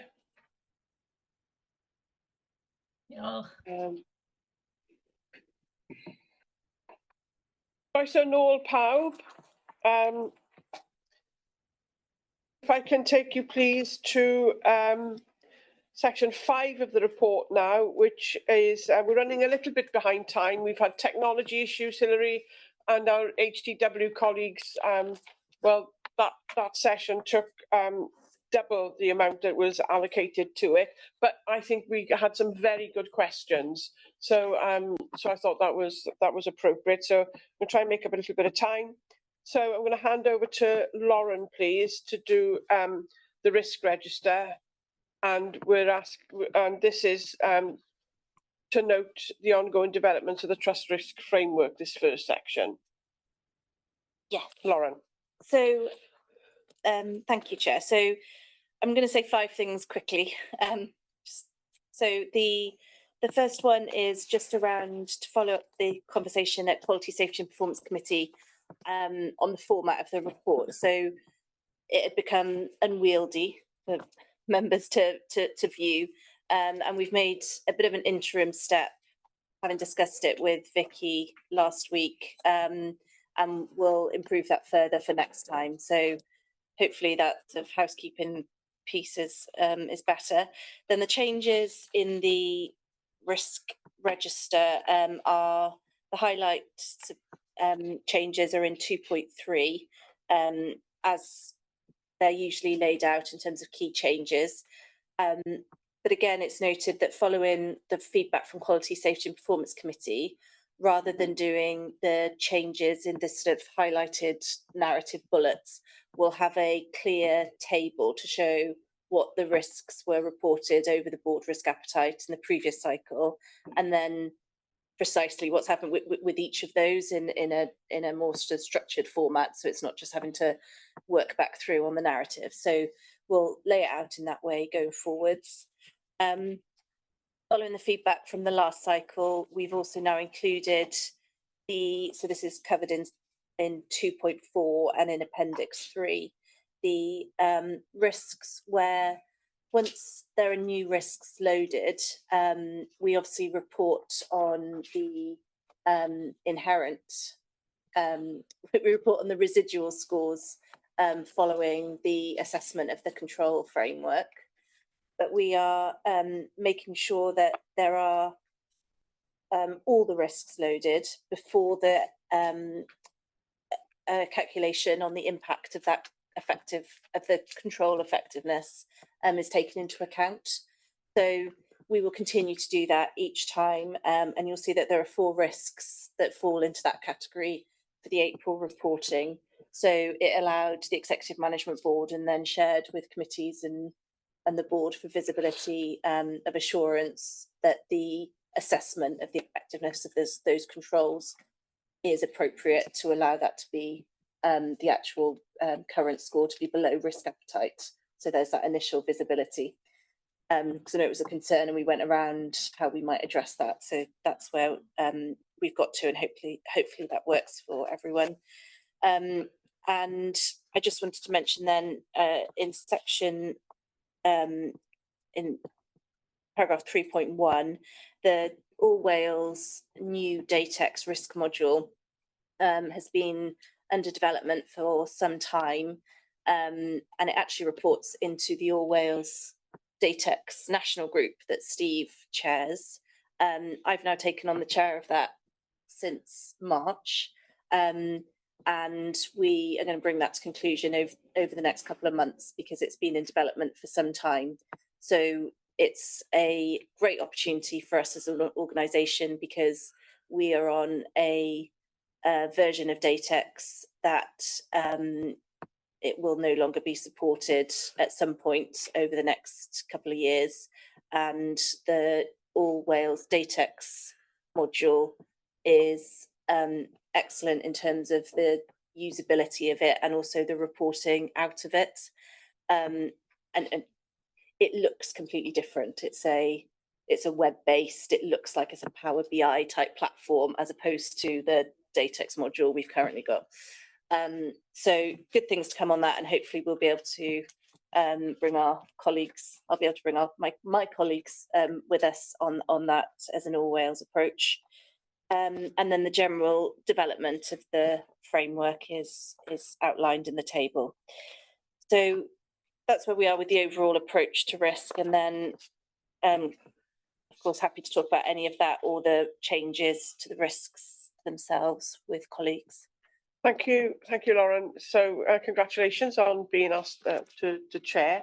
You know, that always is a sign of confidence that people have in you. So, and you know, it says something good about Velindre as well. So we all bask in the glory of that a bit. So are there any, we're just asked to note and discuss this paper. Any queries? So we've noted, oh, Gareth.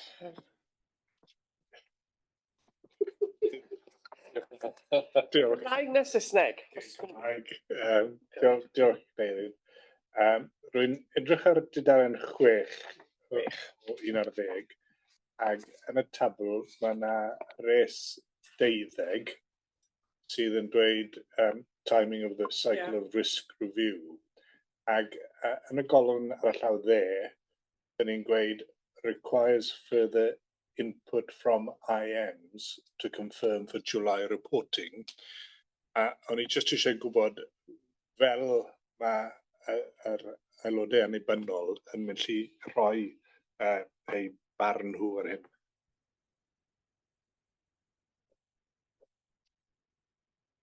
Yeah, diolch. Diolch, fair point. Yeah, so I need to set that up. So it was a action that came out of the Extraordinary Quality, Safety and Audit Joint Committee. So yes, very good point on the list. It might be helpful, Lauren. We do have an IM meeting coming up quite soon. No, I don't think it is an IM meeting. It's a meeting between Steve and you and I. No, scratch that. I just thought I found the date for you. Thank you. Not panic looking diaries going on at that stage, don't it? No, it's right mistake. Yeah, sorry about it that. wasn't the crocodile closest to the canoe over the last couple of weeks, but it's on the list. So you'll set that up? Yes, I will. Yeah. Okay. And we'll go through the different options for the timing of the reporting, as we said. So, Lauren, if I can take you to 5.2, which is the trust assurance framework. Thank you. So I will stick to my 3 points on this. The so changes are included in this version, which actually, again, as we talk about change control, with the translation of the trust assurance framework onto Power BI, will solve that for us, because I appreciate that it's not clear in this current cumbersome Excel format. So the trust assurance framework that we see today has the incorporates the feedback from the May Quality, Safety and Performance Committee, because we met as E&B Shape last Friday. So this version was the version that was considered by Executive Management Board on Friday last week. So the second point just want to mention was then on the March Quality, Safety and Performance Committee. Sorry, I don't know my months mixed up. The May Quality, Safety and Performance Committee, we considered the two risks a deep dive for the first time. So the proposal, as you can see from the paper, that the July committee says it considers the TAF risk 6 regarding governance, because that will be during the same cycle that we are considering the updated governance assurance and risk programme of work at the July audit committee, etc. So looking at the TAF risk with that together should work well. And 0.5, do you mean? 0.6. Yeah, sorry, risk 6 on governance. Risk 6, yeah, it's 5 in my table. No, sorry, the risk, the TAF risk 6. Paragraph 2.2. Paragraph 2.2, thank you, Lauren. And then the second one will be on digital, because we had a deep dive on that in January as part of another paper on Quality, Safety and Performance Committee. So it's to follow up on all of the actions and points that we discussed there. And the final thing to mention is the work that we are progressing with the support of Vicky on the alignment of the integrated medium-term plan with the trust assurance framework going forwards. So we are on the case with the changes that we will make for the July report, which will basically have in the TAF template at the moment, there's a section of associated operational risks, which clearly we consider and discuss regularly. Beneath that, from July onwards, there'll be a section of associated integrated medium-term plan priorities.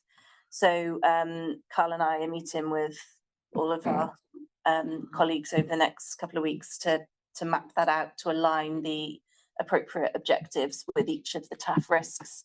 And then the assurance ratings will be taken from the tracking of those IMTP objectives in the quarterly reports. So, for instance, with the workforce risk, there could be 10 INTP objectives in the TAF template going forwards, and then there'll be the quarterly tracking of progress against those. So hopefully it'll be another clear mechanism to show that assurance and directly triangulate between the two mechanisms of IMTP and TAF. Diolch, Lauren. Any Gareth? Diolch, Cadeirydd. Thank you, Chair. Hilary, I didn't spot you there. I'll call you in next, okay? Oh no, I keep forgetting. When you come up with a yellow square, complete yellow square, it means you're talking, and I think it means you want to speak. Right, sorry, Hilary. Gareth. Diolch, Cadeirydd. O'n i'n edrych ar dudalen yr ail dudalen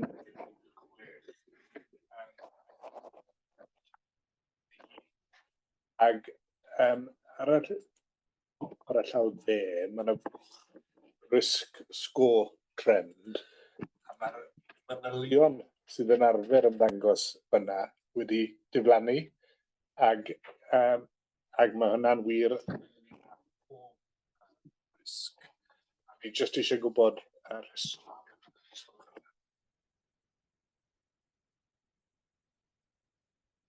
Yeah, you're right. The answer is, though, from the last report, none of these have changed scores. But that should be in that top right-hand column, and I don't know why it's top right-hand box. I don't know why it's dropped out. Apologies. Yeah. Oherwydd dyle fe hwnna ddangos beth sydd wedi bod yn digwydd gyda'r risg yna am gyfnod amser 4 mis falle. Yeah. Yeah. Achos os nad yw e'n newid, wedi trafod hyn o'r blaen, yna mae rhywbeth ddim yn gweithio. Yeah. Yeah. Thanks, Gareth. That's an important point. I know pwysig is important. I can't think of the word for point. Point. Point pwysig iawn. Anybody else want to raise any questions in relation to this? So there's a lot of detailed work and thinking is going into this, and I think we are maybe not as quickly as we wanted to go forward, but I think we are moving forward. And I'm sensing, apart from that mishap, which Lauren has just said, yeah, we'll put right, that the views and thoughts of the IMs are being taken on board as this is being developed. So I'm very pleased to see that. But before, anything else for you want to say on this? No. And so again, discuss and note the trust assurance framework. So do note it, and we won't lose the point that Gareth has made about the information that seems to have dropped off, and Lauren will ensure that is replaced. And I'm noting with pleasure the way in which this is developing. So we've had our break. So we now come to section 5.3, which is the performance management framework, which is going to, let me just find it. Why is it coming up?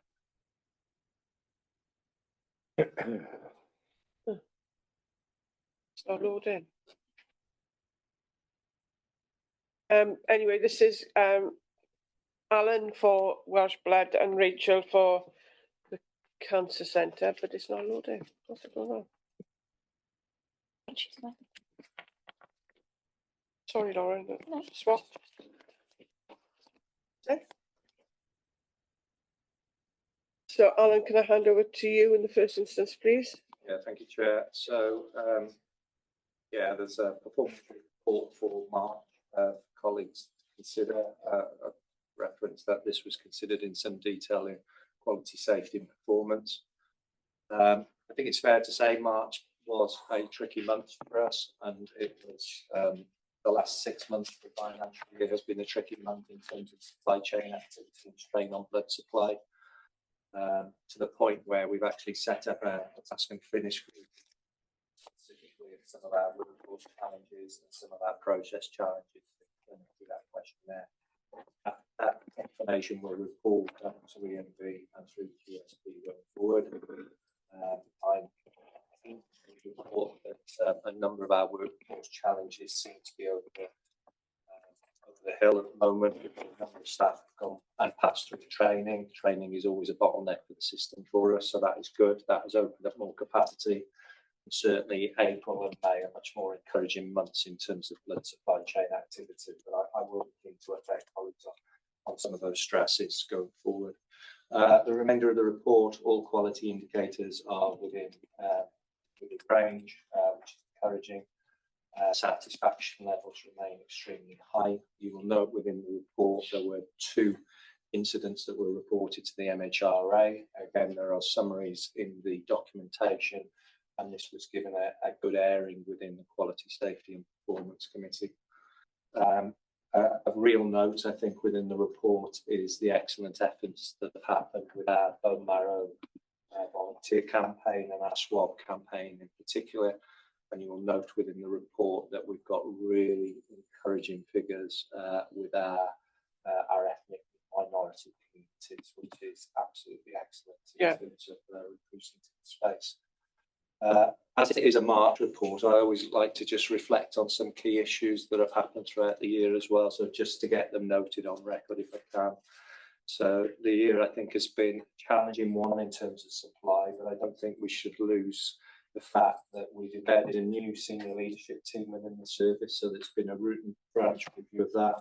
We've launched our 5-year strategy. We've enabled a futures programme, which is going to deliver those programmes of work over the next 5 years.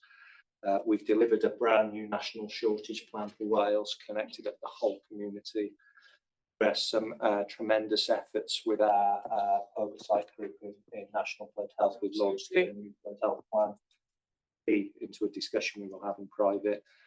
And I think I'd really like to call out the service improvement journey the service has been on. I know colleagues have had opportunities to come to our spotlight events, but I think we're creating a real rhythm and pulse within the service that is starting to change culture and get us to gear up to the transformation that we're facing over the next 5 years. Diolch yn fawr, Alan. Any comments or observations for Alan? Can I just make one observation, Alan, which I'm sure you'll take away? When you go to the donor award evenings, they're highly competitive. How many have you given? How many have you given? I've given 100. I've given 104. You know, it's in the nicest possible way. And I listen to the amazing feedback that you get at those evenings about the Welsh Blood Service. But there's one theme which is cropping up time and time again, which is people would like to be able to book their next appointment before they leave. And our systems don't allow them to do it. And it comes, you know, it's part of that conversation. I had to miss an appointment because I didn't have an appointment when I left, and then when I rang up, it was past 12 weeks, and anyway, it's part of that dialogue. But I've had that feedback now in about 4 of the award evenings, and apparently our systems don't let you do that. Our system tells you when you leave, when you're next eligible to donate, but it doesn't book you into a clinic, and that's what they would like. Yeah, I think it's a specific comment from North Wales donors, because the previous system was a T-table appointment system, and that was removed as we went to a digital appointment system. So that is particularly pertinent to that budget donor.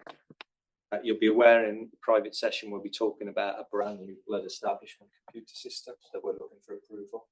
That will very much start to target the right donors into the right groups at the right times for service need. And that is the journey, the customer relationship journey this service needs to go on. And hopefully we'll accommodate those needs. But there will be different type of conversations needed with donors going forward. Yeah. Because it is about the right donor, the right group for the right. Absolutely. I know the balance is very fine, isn't it? You know, because if there was wastage, because you let everybody that wanted to come on Wednesday the 3rd or whatever it is, and then you've got, you know, too much of a group that you don't need, and then we start shouting at you for wastage issues. So it's a very fine balance in that, but I thought I would feed it back. Just cropping out. It's testament to the fact that people just want to come back to this. Absolutely. We should do something. Absolutely. So thank you, Alan. Are there any? I'm pleased to notice that the Welsh we note with pleasure the Welsh bone marrow donor registry meeting the aspirations for how many new donors each month. You're meeting that, and with ethnic minority groups as well being included in that, which is so important, as we know. So I'm very pleased to notice that. Carl, please. Oh, sorry, Chair, just something came up yesterday. Actually, I was just thinking, and we met with the HCW yesterday, talk about our IMTP and our digital requirements, and one of their members of staff had been in a different meeting, and they just wanted to pass on their thanks and congratulations on about the anemia pathway and how wonderful a piece of work that was. So just as I was listening, I just thought it was important perhaps to mention that other people have seen the great work that across the system. We had a bit of a conversation about that then, about the whole system and how we strive to make sure the whole system flourishes rather than work as individual parts of it. So just it was quite timely that we didn't prompt it. It came up in the conversation yesterday afternoon with DHW. Yeah, it's strange because I reflect on a conversation yesterday. It was brought to me again through a side channel about the hemochromatosis. I was just going to mention hemochromatosis. We're actually going to showcase a staff and a patient-stroke donor story at next month's QSP as part of the annual report review. So I'm not going to steal any thunder. We will wait with faith, and it connects with the service improvement journey. So it's a perfect thread. And what I'm really pleased to note is for the work that the Blood Health National Oversight Group is doing, the amount of work which Welsh Blood is leading. Well, who else is going to lead it? But it could be other health boards and so on. But the leadership with preoperative anemia, with hemochromatosis, with so many. I went to the annual conference the other day. It was meant to be online. I missed that point, so I turned up. So I was the only delegate there. And everybody else was online. But nevertheless, I sat through it. I went over to Welsh Blood. Oh, I see. And so I opened the door and people looked at me and said, "No, you're not in here. You shouldn't be in here." And then I kept wandering around until they found me a place to sit. I was the only delegate. Everybody else was online. But the leadership being shown by your team, Alan, really has to be commended. So thank you, Carl, for those comments. Rachel, please. I'm not quite sure how I top that. Okay, so you will.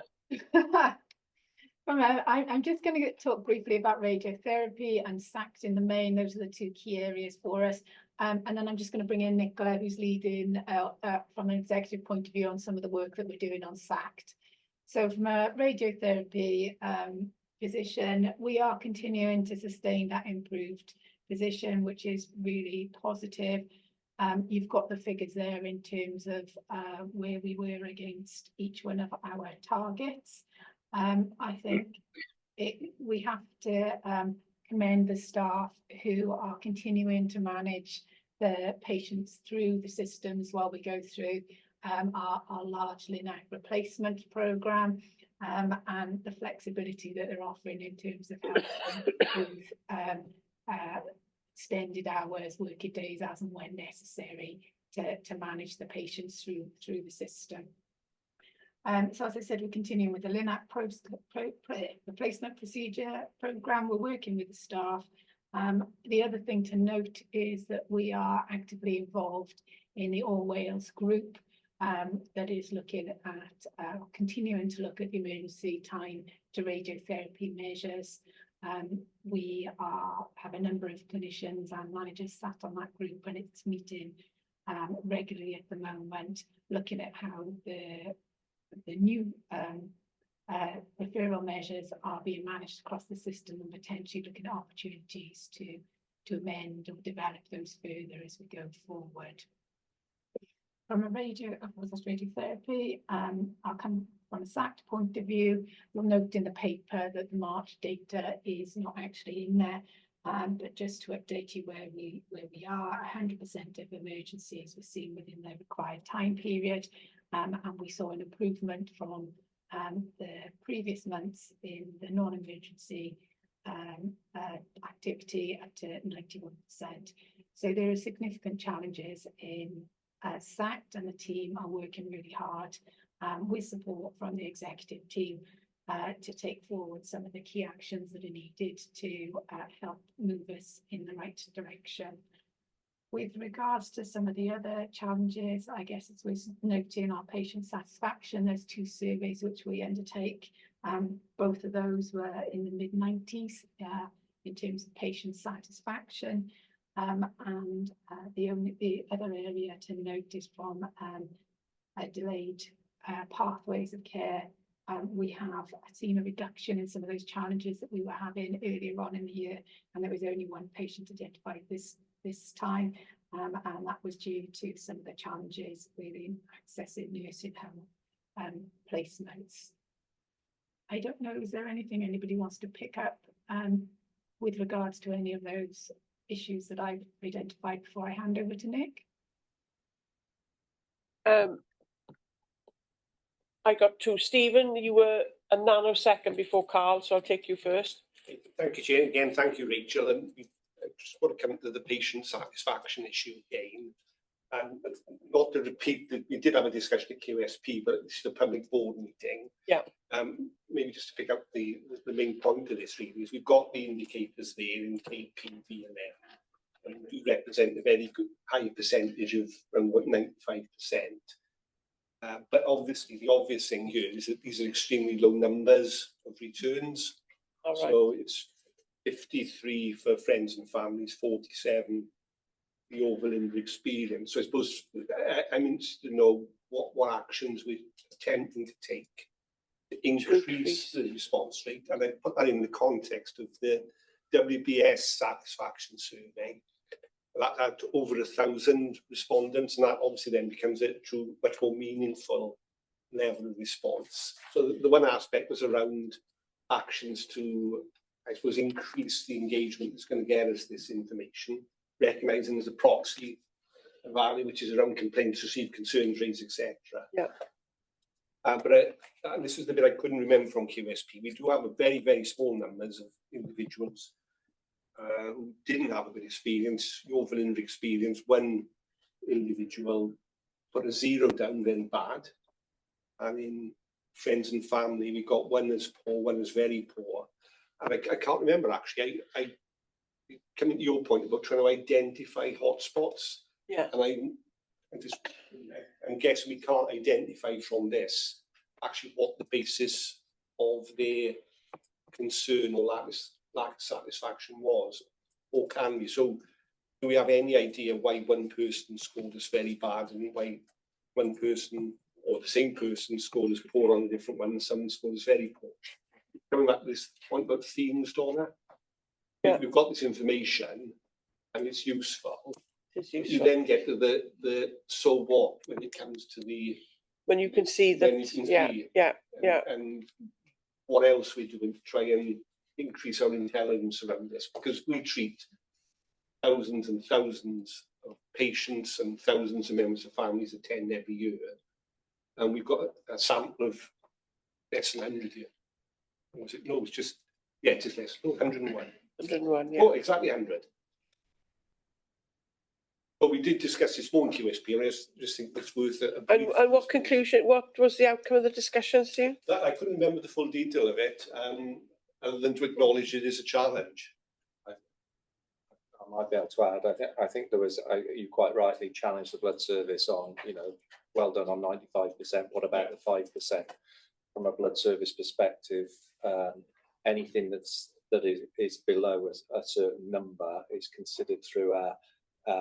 Firstly, our collection teams work stream, and then will be challenged through our integrated quality hub. And it may result in actually speaking to the donor themselves specifically, and then bringing those learning points up. And I think that, from my perspective, the flag was raised by you about how you are made aware. And I think that there is a challenge for us about how we make you aware within our quality and safety reports going forward. And that was the general discussion that took place.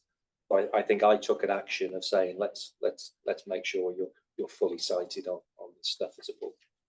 Thank you. Rachel, do you want to come in on that point, and then I'll call you, Nick, okay? I think just from our point of view, there is significant work ongoing to really look at how we can engage with our patients differently, but also in terms of how we can get some of that narrative for the feedback.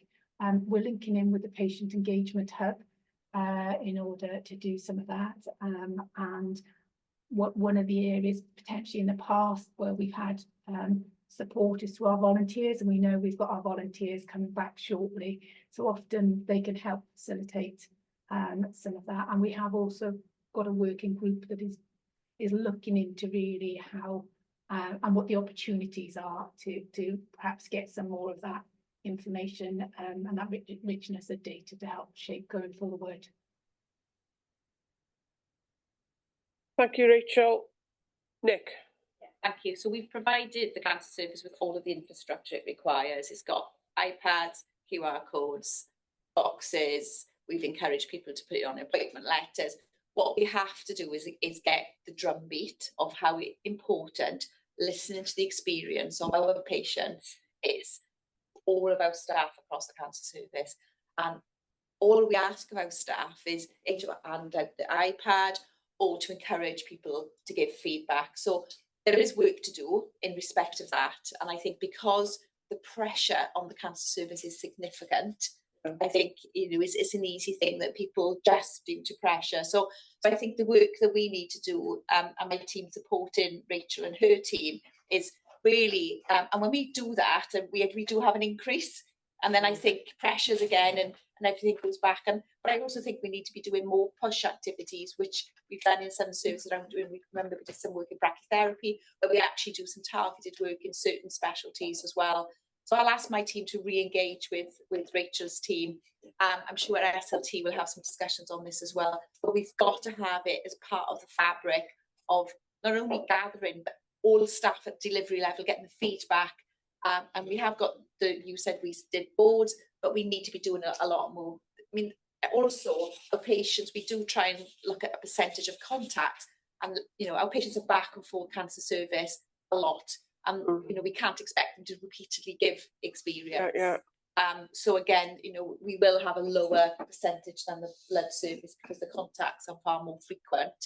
But we should aim to get some feedback from a good percentage of our patients on a regular basis. So I think there is more we can do. Thanks, Nick. That's really helpful context and background. Last point, I've asked my team to ensure that we do pull out in the reports we produce the more specifics around where we got very good and very, very low. So I think we need to put as much importance on where we're scoring really high consistently around what we can learn from that, as well as really drilling down in the areas where the feedback isn't so good. Yeah, and that in itself would be a motivating factor, for the people who are on the divisions, departments that are doing well. I think that's a good tactic. Stephen. Yeah, well, again, thank you, Nick. So we have a much more detailed conversation outside. I suppose my reflections on that, which are all very positive, is that I guess we're in this ironic position where we've got an extremely busy team of staff trying to deal with a very high level of patient workload of activity. The irony being we've got many patients sitting around in our waiting room, certainly in the cancer centre, sometimes for extended periods, some of whom I suspect would actually like something to occupy their minds other than reading on their phones or whatever they do. So there's a certain element of irony there, I suppose. And just picking up on your repeat sort of questioning or assessing of patients. I can understand that, Nick, absolutely. But I imagine there's also some value in we can ask the patient their review today, and it'll be based on their today experience. But it'll also be, so I know you understand this, as they go through their journey, what is their view of the service we provide? So not for every patient. I'm sure there'll be something that you please to give us sort of as they journey through, rather than the event is the journey. And we have got fixed feedback zones in both outpatients and in radiotherapy. And again, it's reminding people they're there, because they're in the waiting rooms for people to use. Yeah, thank you, Stephen. Hilary, sgwylwch yn dda. Diolch. Oh, no, you foxed me now. I was going to ask it in English, and then I've seen all the sets going. so sorry, I'll continue in English. Do we use text messaging at all for feedback from patients? Because however, for example, anytime I go for an appointment, I have a text to ask me for my experience from my visit. Is that something we could consider? We could consider. We've had, the reason we haven't done it to date is because the WPA's transition and the reliability of capturing phone numbers, but it is something that we do need to pick up, because I think we should be using text for far more than just feedback around appointment processes, because the board will be aware that, you know, one of the main feedbacks we have around concerns relates to appointment letters being late, delayed, etc. So you know, as an enabler, you know, text messaging is one of the things that we need to be, you know, considering. But the reason we have done it to date was for that reason. But I'm sure Rachel's going to update us on that now, because she's got her hand up. Is your point directly related to that, Rachel? Yes, I can just give an update on that. So we have identified that the need to use digital technology in a different way, particularly as Nick has mentioned about referrals, but once we have that information, it enables us to do other things. We have quite a high uptake already around patient telephone numbers or mobile numbers, which is positive, and we're working with the digital team. It's been identified within our IMDP, but we're working with the digital team to look at how we can take forward in this financial year opportunities linked to text and mobile phone numbers in a variety of cases. Thank you. Thanks, Hilary, for that observation. On the list. Helen is next, please. Helen. Hi, just to say that Llais came into Velindre in February asking patients on their patient experience, and that report should be with you imminently. Oh, that's really good news. Thank you so much, Helen, for that. That would be really helpful to us, because it gives us an independence as well, doesn't it, to the to the feedback that you will have collected. It is, and just to say that it was mostly positive. There's hardly any suggestions for improvement. It was a positive visit, and what really helped is that other volunteers came in from other areas that have never been to Velindre, so they had a new experience as well, looking at from the outside, because it's usually Cardiff and Fair volunteers. So we had Hywel, we had Gwent, we had a few different volunteers from different areas. Thank you. So we look forward to receiving that, and we'll bring it to board when it comes. We'll bring it to board. Thanks, Helen. Now, Gareth. Diolch, David.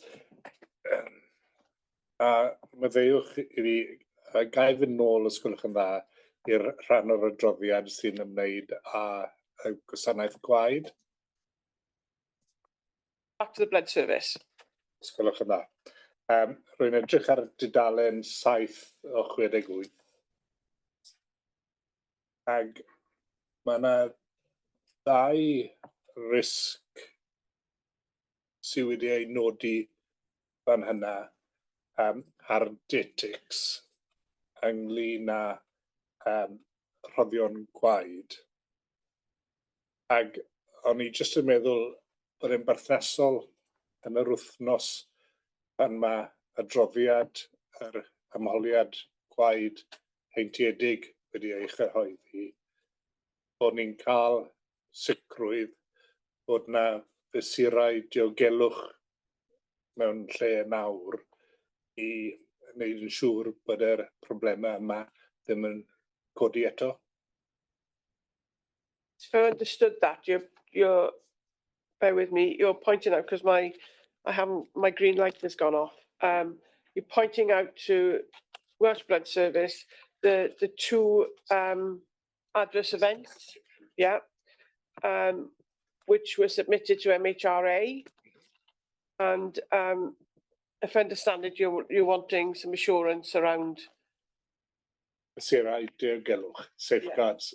around the safeguards, right? Okay, so I got the main gist of that. Yeah. So, Alan, please.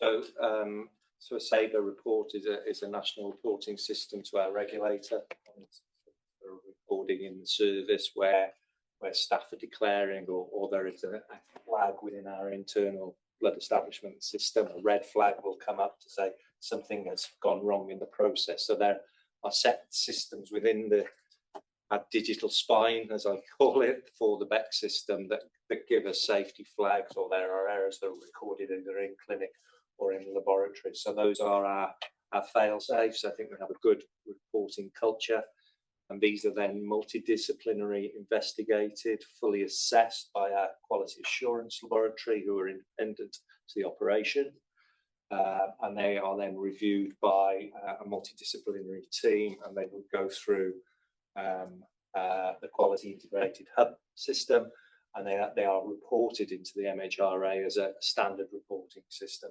And then the MHRA will say, we're happy with that report, or we'd like more, or this is not a reportable issue, actually. And if anything, I think we have more things that are submitted that they say, thanks for that closeout. We didn't need to know. So is it foolproof? Is maybe I think I'm glad we've got a safety system within service and a monitoring system. But when I come on to the private session, you will hear about some recommendations from the IBI that will challenge blood services about the quality and the improvements and their possibility of improving their safety and monitoring systems going forward. Everything is about reducing the risk of infection in the supply chain, and that's safety all the way through. And there are a number of recommendations that I'll just try and pull through for the board to hear and understand. Jazz, is it? I'll come to you, Jazz, in a second. Just to note, to wind that section up, there was no harm introduced into the system from these two incidents which you reported. And that's the assurance that we need. Jazz, please. Yeah, just to support what Alan has said, we also have a very robust internal mechanism of notification, as well as the MHRA and the external view. And so Nicola and myself are copied in instantly as soon as these incidents occur, and we have an opportunity to make an initial assessment and ensure that we're happy with progress as well. And just for another layer of assurance, the RCA, the root cause analysis outcomes, go to the Integrated Quality and Safety Group, and of which we go through that to ensure the robustness of those. And certainly earlier this year, that triggered myself going through it all with the quality team in the blood service, so we could strengthen some parts of the root cause analysis process, which leads to the outcomes, which leads to the improvements. So that quality management system loop. So just to give the board assurance, we have got a number of checks and balances in place in respect of what the divisions are doing around safety and quality. Diolch, Nicola. Carl, please. Yeah, I'm just going to go back a tiny touch. Have we finished on this? No, sorry. Yeah. I'd added myself in before. Oh, sorry, Lauren. Sorry. No. The blood thing before then. And then comment on something else. Yeah, I just wanted to say from a transparency perspective, because we're referring to discussing some of this in Part B in terms of the infected blood inquiry recommendations, which is unusual because we would clearly never usually discuss anything to do with patient or donor safety in a Part B meeting. But as Alan said, it's just because we've received this 7,200 page report 3 working days ago now, and we've been working through it. So it's to have that discussion in draft. It's not a transparency point, it's just a timing one. and then we'll bring all of the recommendations and our full response from how we're contributing to the national picture and what we're doing as an organisation through governance as you would expect. So it's just a timing point in terms of transparency. Right, John, Carl, yours is a different point, is it? Yeah, no, thanks. It was just 2 points. One on the data discussion. I mean, Nicola's made a really important point. One of the issues about collecting the data well, but just obviously the Strategic Development Committee in its last meeting received a presentation from Kate McKenzie, our head of data and insight, about how, because the other thing we need to do is build our capacity and capability for the analytics. And interestingly, Susan Miles this morning mentioned that we all know data scientists and data analysts are like gold. So we're competing in quite a difficult market. So what we're trying to do is grow our own, and Kate is then pulling in others, HIW and so on and so forth, in Improvement Wales. But we will probably need at some point some investment. So it's just sort of flagging that as a growth area for us. And then the other point I just wanted to add to what Rachel was saying around radiotherapy. Two things really. Number one, the great work that's been done, but also we're starting to realise some of the benefits of the investment in the IRS. So we know the care path system has reduced the amount of days on a pathway for a patient, and we're also seeing quite big reductions in energy consumption, which is obviously supporting our carbon targets. And the second one is just a slight look ahead, because a little while ago, Rachel and the team also identified, because of this complex programme and the increase in demand, we still have a divergence between forecast demand and capacity. So the team have been working, I've been working them a little bit lately. So we've been exploring solutions, and we can bring something in the next couple of weeks, hopefully, about how we might close that gap. So I've spoken to Pride Proton Partners about the Newport Centre. That is not available at the moment, but there are some other options Rachel and the team are exploring, which we think do have some real opportunity to just close the gap and, back to the point, make sure we have safe services for patients. But we'll bring that through in the next couple of weeks. Thank you, Carl. So there's just one point that I wanted to raise. And I'll come to you next then, Sarah, for workforce, and then we'll do Matt for finance, which is where there are where we do miss targets for radiotherapy and for SACT. They're improving and they're much better, and so hats off to everybody for all the work that's resulted in that. But where there is a delay, we used to have a report which gave us assurance that every delay was risk assessed clinically. And we don't know if the delay is 1 day, 10 days, 20 days. And I'm sure that everybody's doing that, but it would be helpful for us to have the assurance that if there is a delay, by how many days, in particular for radiotherapy, and is the patient clinically risk assessed? And we used to report that, but it seems not to be, unless I've missed it, it's not that isn't in this report. So I found that extremely helpful and gave me great comfort to know that the patients were being risk assessed. If I can leave that with Jazz and Nick to maybe find a way to report on that. Thank you. So Sarah. Oh, wait a minute, sorry, Nick. If I may just spend a few moments just describing the SACT position in addition to Rachel's feedback. So on that very point, so the March data that Rachel shared with you, so January our compliance was for boards, just to remind boards, 4%. It was 79% in February, and then up to 90%, 90% in December, and up to 91% in March. So we've seen that significant growth, and there's been tremendous work undertaken in the cancer service. So I think the board would want to thank the team for that. Yeah. It is with a caveat that we are predicting that the April-May position is not going to be as positive as the March position. That's due to the volume and the increased demand that we've seen during those periods. So that is not, but so the 91% in March, we had 33 patients waiting beyond 21 days. 31 of those were seen within 28 days.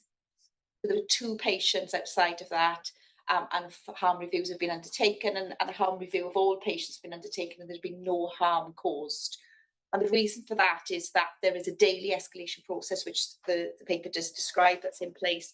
And the last few months has been an enhanced clinical prioritisation process led by consultants, where there is that daily prioritisation, and anybody that's deemed to be at risk, they are moved and tried to be fitted into a slot as quickly as possible. So that process is ongoing. It's hugely labour intensive, taking up clinical time, and we need to get into a position where we are meeting the demand. So as the board will be aware, the executive team have been holding a gold command and through business continuity infrastructure due to the sacked position for a number of months. I chair that, and Jazz is vice chair when I'm not able to make it. We have, to support the executive team and to support Rachel and her team, commissioned some very senior, experienced NHS management support. So we've got some part-time support, a lady called Tersa Humphreys, who started with us early May, and she is working to really give us, to look at the current improvement plan, and to look at within 4 weeks, so she's got until the 4th of June, to give us a comprehensive SAC, strategic prioritised improvement plan, considering all of the elements, because capacity for SAC is pharmacy, which has been our main limiting factor, but also chair time and nurse availability, and that we have a prioritised improvement plan as a result of that. So that is on train to be delivered on the 4th of June, along with a bit more comprehensive capacity and demand data analysis and mapping, and we've asked for a suite of KPIs aligned to that. To date, Tersa has been able to identify what the gap is. Right. So looking at the actuals for last year and the actuals and predictions for this year, up until March 25, we've got a 70 patient a week gap. Is it a week or a day? Per week gap. Looking at the 25-26 predictions, then that increases, to a further 47. So that takes the overall gap as 170. So we know what the gap is. So we know what we got to fill. We have asked Tersa as well to relook at this year's and next year's predictions, because are they sound and are they, because last year we know we were over, which is what's caused us the problem. They've already increased through our mobile unit the capacity, so we've got an increase of capacity already of 8 additional patients a week. That will increase further by the end of August up to 32, and we've got a number of pieces of work to actually increase capacity. Efficiency is the other area. Are we efficiently planning and using all of our utilised capacity across those 3 areas I've outlined? And there is room to improve there. So again, there's a number of pieces of work to improve efficiency. Some of it is, there will always be on the day patients who cannot be treated because they're unwell. Yeah. So, and there's a few other issues as to why patients may not be treated. So we need to work on, everything else that is not patients being unwell. Let's eliminate those as much as we're able to. And therefore, what is the average? And I think what we read is that there's a bit more we can go on around overbooking, so that we account for the patients being unwell on the day to receive treatment. So that work is happening. So there's lots of happening there. But by the 4th of June, we will have the comprehensive plan, and we will have a delivery mechanism around that. And we've got a pilot happening in gynecology, where the ways of working in gynecology are going to change for a 6-week period to see again if will that give us a better utilisation of the capacity that we have available to us. So lots happening, and we will have a proper trajectory plan in a couple of weeks' time. So that's excellent, Nick. There's a lot to take in there, because there's a lot going on, a lot to take in. Can you just check how the minute is written? Because I think we need to have a careful record for the minutes of everything that you've just said. And I tried to jot a few things down, but I couldn't capture everything. It's very important we have that captured in our minutes. And when you do this, one of the reviews that we need to look at is when there's a delay, we think about it in terms of harm in terms of the cancer that the individual is suffering from, but there's also the potential psychological harm of, I thought I was going to be coming in 3 weeks and now it's going to be 6, and what is that going to mean for me? So can we, I'm sure you do, but can that be included as well? We have to use the legal definition of harm, which does not include psychological harm. Mental distress is included. However, what our staff deal with every day is that psychological distress. Absolutely, I'm sure. And that is the driver, as well as outcomes, ensuring that, you know, patients receive their treatment when they need to be receiving their treatment. So, but, you know, we do have to use that definition of harm, but there is recognition of the psychological distress that our apologies for you and their families are experiencing during this time. Yeah, it drives our staff through. Yes, every day. But you knew what I meant. But it'll be recorded with the right terminology. And staff psychological distress as well. Exactly so. Exactly. Not where our staff have been before, and it's not where any of them want to be. So, hence the extraordinary effort that everybody is putting in place to resolve this. Absolutely. No, thank you, Nicola. So, can we come to you then, Sarah, please, for workforce? Yeah, quickly, moving on from that discussion in terms of our headline figures, talking about absence levels. So I've just had the figure actually up to the year to today, to the 23rd of May. Our annual rolling sickness absence is 5.15%. So that is almost 1 percentage point below where it was a year ago. And I think that's testament really to the work that's going on across the organisation, particularly as Nicola's just outlined, the particularly difficult situation we're facing in the cancer service, with many staff facing these difficult work situations every day at the moment. And obviously testament to the managers and actually the work we're doing to make sure that we coach and work with managers to deal with any situations of absence in the best possible way. Long-term absence trend is reducing, and that's significant for us really in terms of a number of interventions that we've put in place. We're particularly looking through a lens of minimising employee harm in the way that we enact any employee relations issues, to make sure that we work with people rather than putting people necessarily through a process which can be a detriment to their well-being and the detriment to the well-being of the teams that they work within. And I think that we have seen a significant improvement in long-term absences, I think, as a result of that. We are monitoring very, very closely, of course, also short-term absences and picking up any trends or details as we need to on that basis. So we've got that case management approach, working very closely between my team and teams on the ground to make sure that we respond appropriately. In terms of, just mention one other thing, in terms of PADR compliance, we obviously are monitoring that throughout the year to the end of April, with 73.62% PADR compliance. And we had a very interesting and important discussion in Quality Safety Performance Committee in terms of that level. So obviously our target is 85%. We've been tracking around 72, 73% over the last year and before that actually. And the question at QSP very much was, are the compliance levels tracking across teams consistently across the year, or are they varying? In other words, the team's compliance changing and varying. So we're looking at that data at that next level down, because it's very important, isn't it, that we understand that. But recognising that actually the way we carry out appraisals, personal appraisal development review, PADRs, is that adding the value that it should do, and actually having a review of the whole process. Make sure it's as supportive as it can be for staff, and actually gives them the ability to speak up and describe the situation within which they're working, have honest conversations with people, which, you know, the appraisal conversation is one part of that process, isn't it?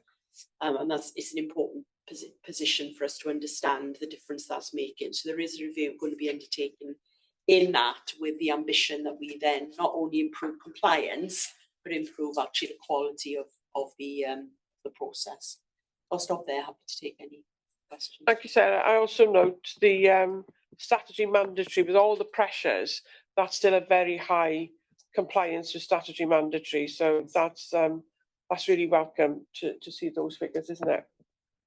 Any observations for Sarah? And really welcome the 1 percentage point drop.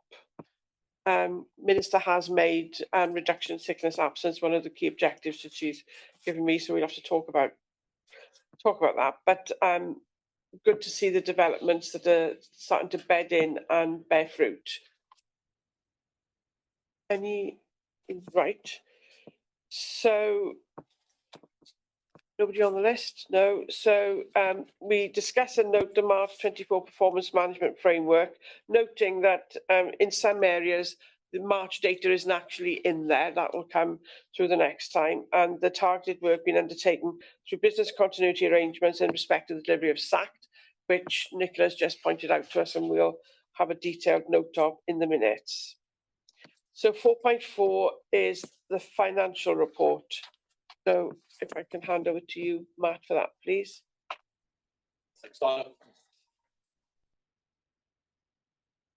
Donna. I'm just going to pull out 3 points. The report is a look back. It's the year ended 31st of March. So in terms of our key performance indicators, we have a requirement to remain within our revenue income, and we achieved that with a small underspend. Also have a requirement to meet our public payments in terms of non-NHS payments, and we met that in terms of the 95% target. We also have a requirement to live within our capital resource funding limit, which we did, which was £31 million. In terms of our LTA income for the year ended, we were able to invest in additional capacity and remain within our funding from our commissioners using the marginal income to do some of that. Clearly, the conversations we've had in terms of the rest of the performance and where we're at this year and the building of the demand over last year, there is a need for further investment. And that's where the issue we talked about earlier that Gareth was raising around the 3.67% becomes so important that flows to us, because that money is desperately needed to be invested in additional capacity. In terms of the third point in the executive summary, one is delivering our 1.8 million of savings targets we set ourselves to set a balanced financial plan. We were asked to help contribute to the NHS Wales deficit position that the health boards had and found themselves in. And we were able to contribute 2.5 million over and above our 1.8 million target. So we have been working as a system. I think we always tried to do that in Velindre. We had some good examples of Welsh Blood Service in the pre-operative year. Talked about earlier and what they're doing in that space. And we did the same, various things that we could do in years, non-recurrent things to help out the position. So the board hopefully will note that position. And just to say, obviously, the audit is still ongoing. So I've said that the position on the revenue is just a small underspend. They're well into their audit, and we will obviously have a formal opinion on the accounts from our auditors in due course. And the only other thing is the forward look. Well, Gareth highlighted the main thing for me. So we submitted a balanced financial plan in terms of the forward look. It's with Welsh Government. We have this issue about the income risk in the 3.67% uplift.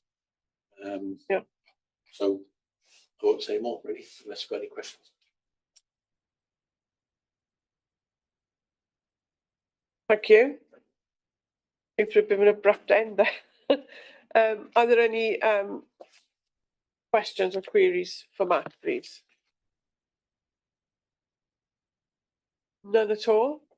Thank you, Matt. So what you've taken us through is the financial position and performance for the period to the end of March 24, particular core key financial targets, the KPIs, discuss the LTA income, and earlier in the meeting we discussed some of the challenges that we've got around that, and the COVID recovery planned care capacity and NH Wales financial pressure. So you've taken us through all of those. And if there aren't, I'm looking around, if there aren't any queries for Matt, thank you. We note the content of the March 2024 financial report, noting that the figures provided are unaudited, as you said at this stage. I've just wound up, Nicola. Is it really important? I was just going to make a comment around having worked in the NHS for 36 years, and we're in very difficult financial climate at the moment, but it's really great to work in an organisation as a board member where finance is an enabler and not an inhibitor. And that's so important because it could be very different. So I just felt it was important to say that, because Matt and his team are very much supportive enablers, and obviously there are efficiencies that we can all make. It's done in a positive way. I will note that in the minutes. I'm sure Matt welcomes that comment. It's my experience as well, and we'll note that in the minutes, Nicola. So if I can take us to I was going to say I was going to feed that back to the team, because absolutely, like all teams in the service, they are under immense stress, I have to say, and feedback will be very important. Absolutely.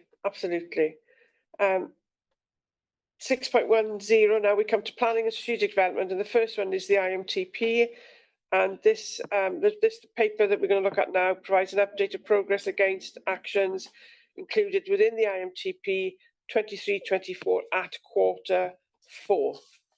That's correct, isn't it, Carl? Correct, yeah, thanks. I'll see if I've got a chance to just cover 2 or 3 points. The first is contextual but important, that we have a 3-year IMTP plan, so we're able to operate within that 3-year cycle.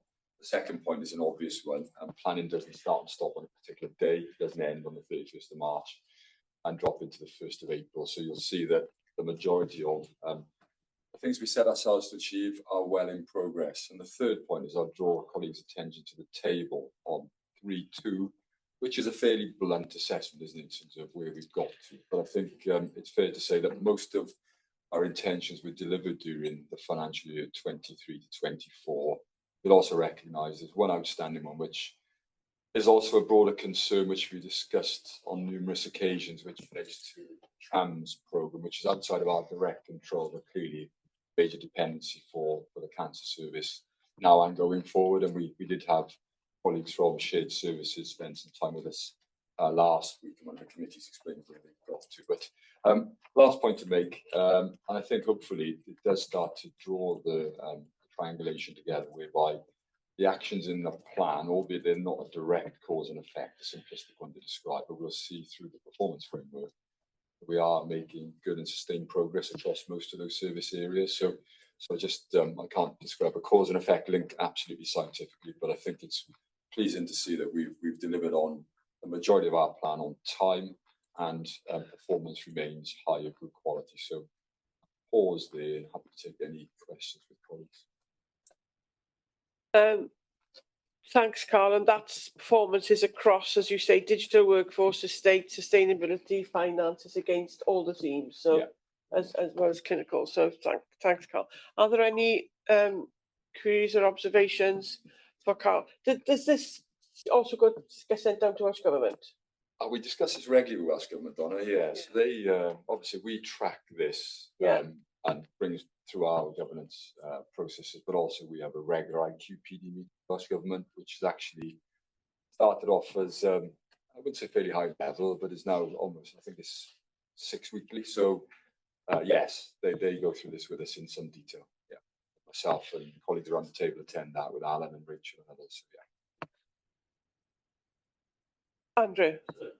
Comment. I did feel there were a couple of items where an amber was probably generous. I'm looking at the digitisation of medical records programme, and the last row column says project group yet to be established. It feels like that to get that an amber, because an amber is amber's meaning it's progressing in a way. So, and I thought that again the brachytherapy one.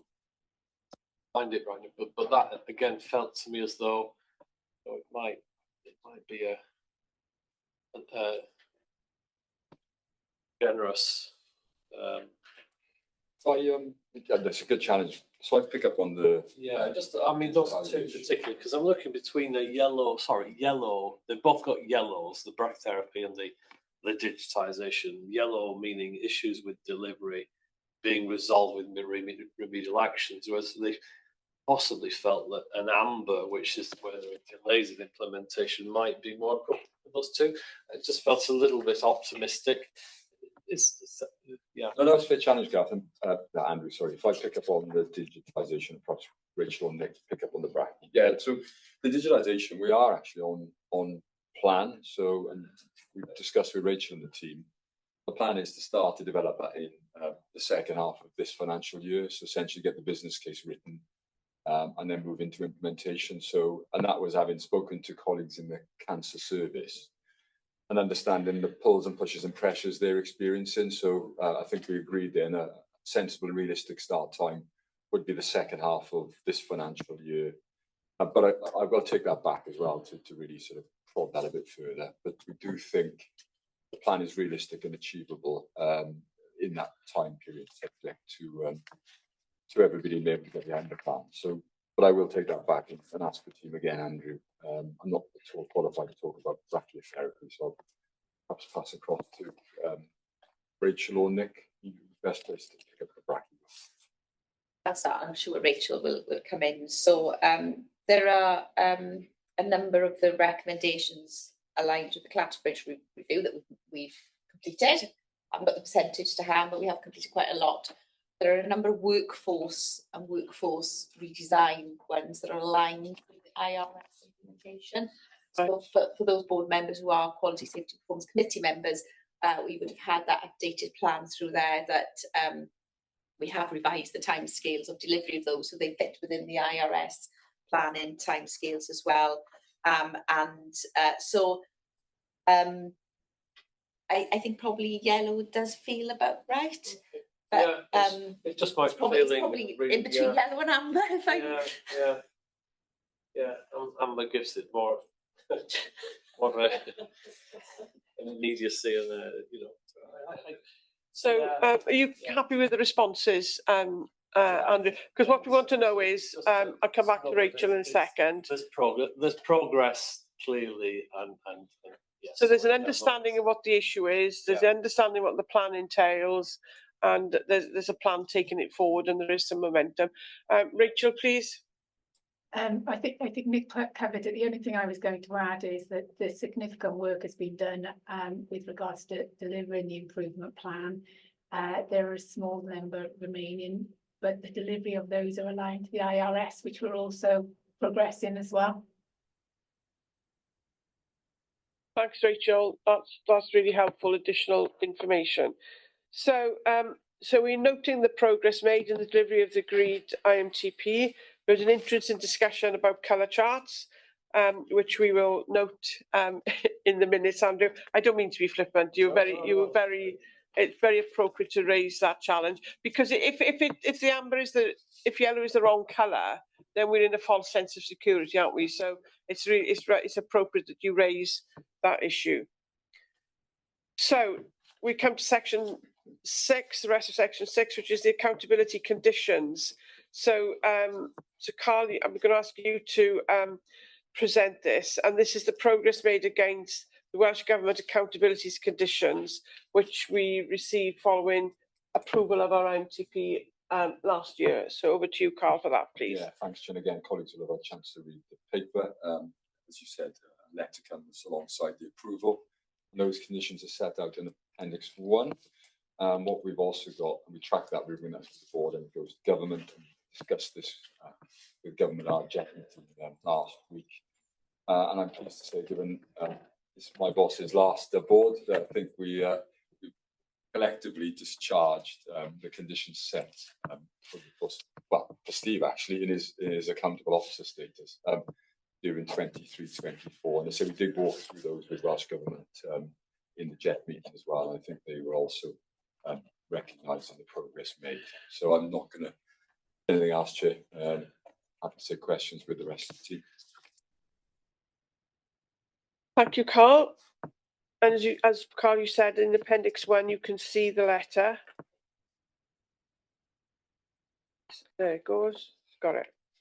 Any observations or queries to Carl in relation to accountability letter and the progress made against it? So so we note the progress made against the Welsh Government accountability conditions detailed in Appendix 1 and 2 of the papers in our pack. I don't think we're in a position to have a break. We need to keep going. So we've now reached, no, we've got to keep going. We're on the last agenda item. Let's see how far I get with this now. Let's just see how far I get. We've now reached the consent section of the agenda. We've got 7 items for approval and 8 items to note. So the consent part of the agenda, as you all know, considers routine trust board business as a single agenda item. And at this point, I ask members if they want to remove any items from consent if a fuller discussion is required. But if attendees are content with the consent items, and if there are no items to be removed from the consent agenda, I'm going to propose that all members present are happy to approve and note all items as requested.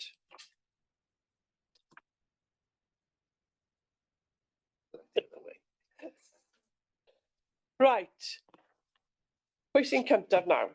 Gareth, Gareth, Nick, Stephen. It was a nice try, wasn't it? No, sorry, I was showing about the All right, right. I'm working out the switches back on, by the way. You just click them like that. Oh, is it? All Yeah, right. I didn't realise it. Thank you. So, Gareth, can you tell me which item, please? And I'll come back to it then. Which... 7.1.1 A. Yes, 7.1.1 a 7.1.1 A. Hynny yw 7.1.1 7.1.1 A. Okay, Nicola? 7.1.4, please. 7.1.4. So, shall we take you as first and Gareth, please? Diolch. A dwi ddim yn gwybod os ydy hyn yn rhy hwyr I godi fel pwynt, ond mae'r cytundeb rhwng shared services ag yr NHS resolution. Mae'r ddau broblem, dwi'n meddwl. Yr un cyntaf yw mae cytundeb gyda NHS Wales Shared Services Partnership, ond dyw hwnna ddim yn endid cyfreithiol, ag oherwydd mae'r ymddiriedolaeth yw'r endid cyfreithiol, ag falle mae yr ymddiriedolaeth dylai fod yn barti i'r cytundeb. A'r ail bwynt yw yn nghymal 7.3 lle mae atebolrwydd ariannol NHS resolution yn yr un peth ag yr pris y contract, pris yr cytundeb, ond yn 7.4 A mae atebolrwydd ariannol shared services I NHS resolution yn pris y cytundeb a 500 ar ben hynny. A dwi'n mynd ymddangos yna anheg bod nhw ddim yr un peth. Pam mae ein atebolrwydd ariannol ni yn uwch nag yr un sydd gan NHS resolution and NHS resolution sydd yn cyflenwi'r gwasanaethau o dan y cytundeb.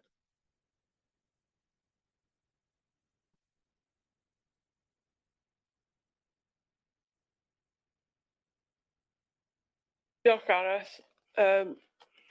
Steve, I'm going to look to you to answer. Please.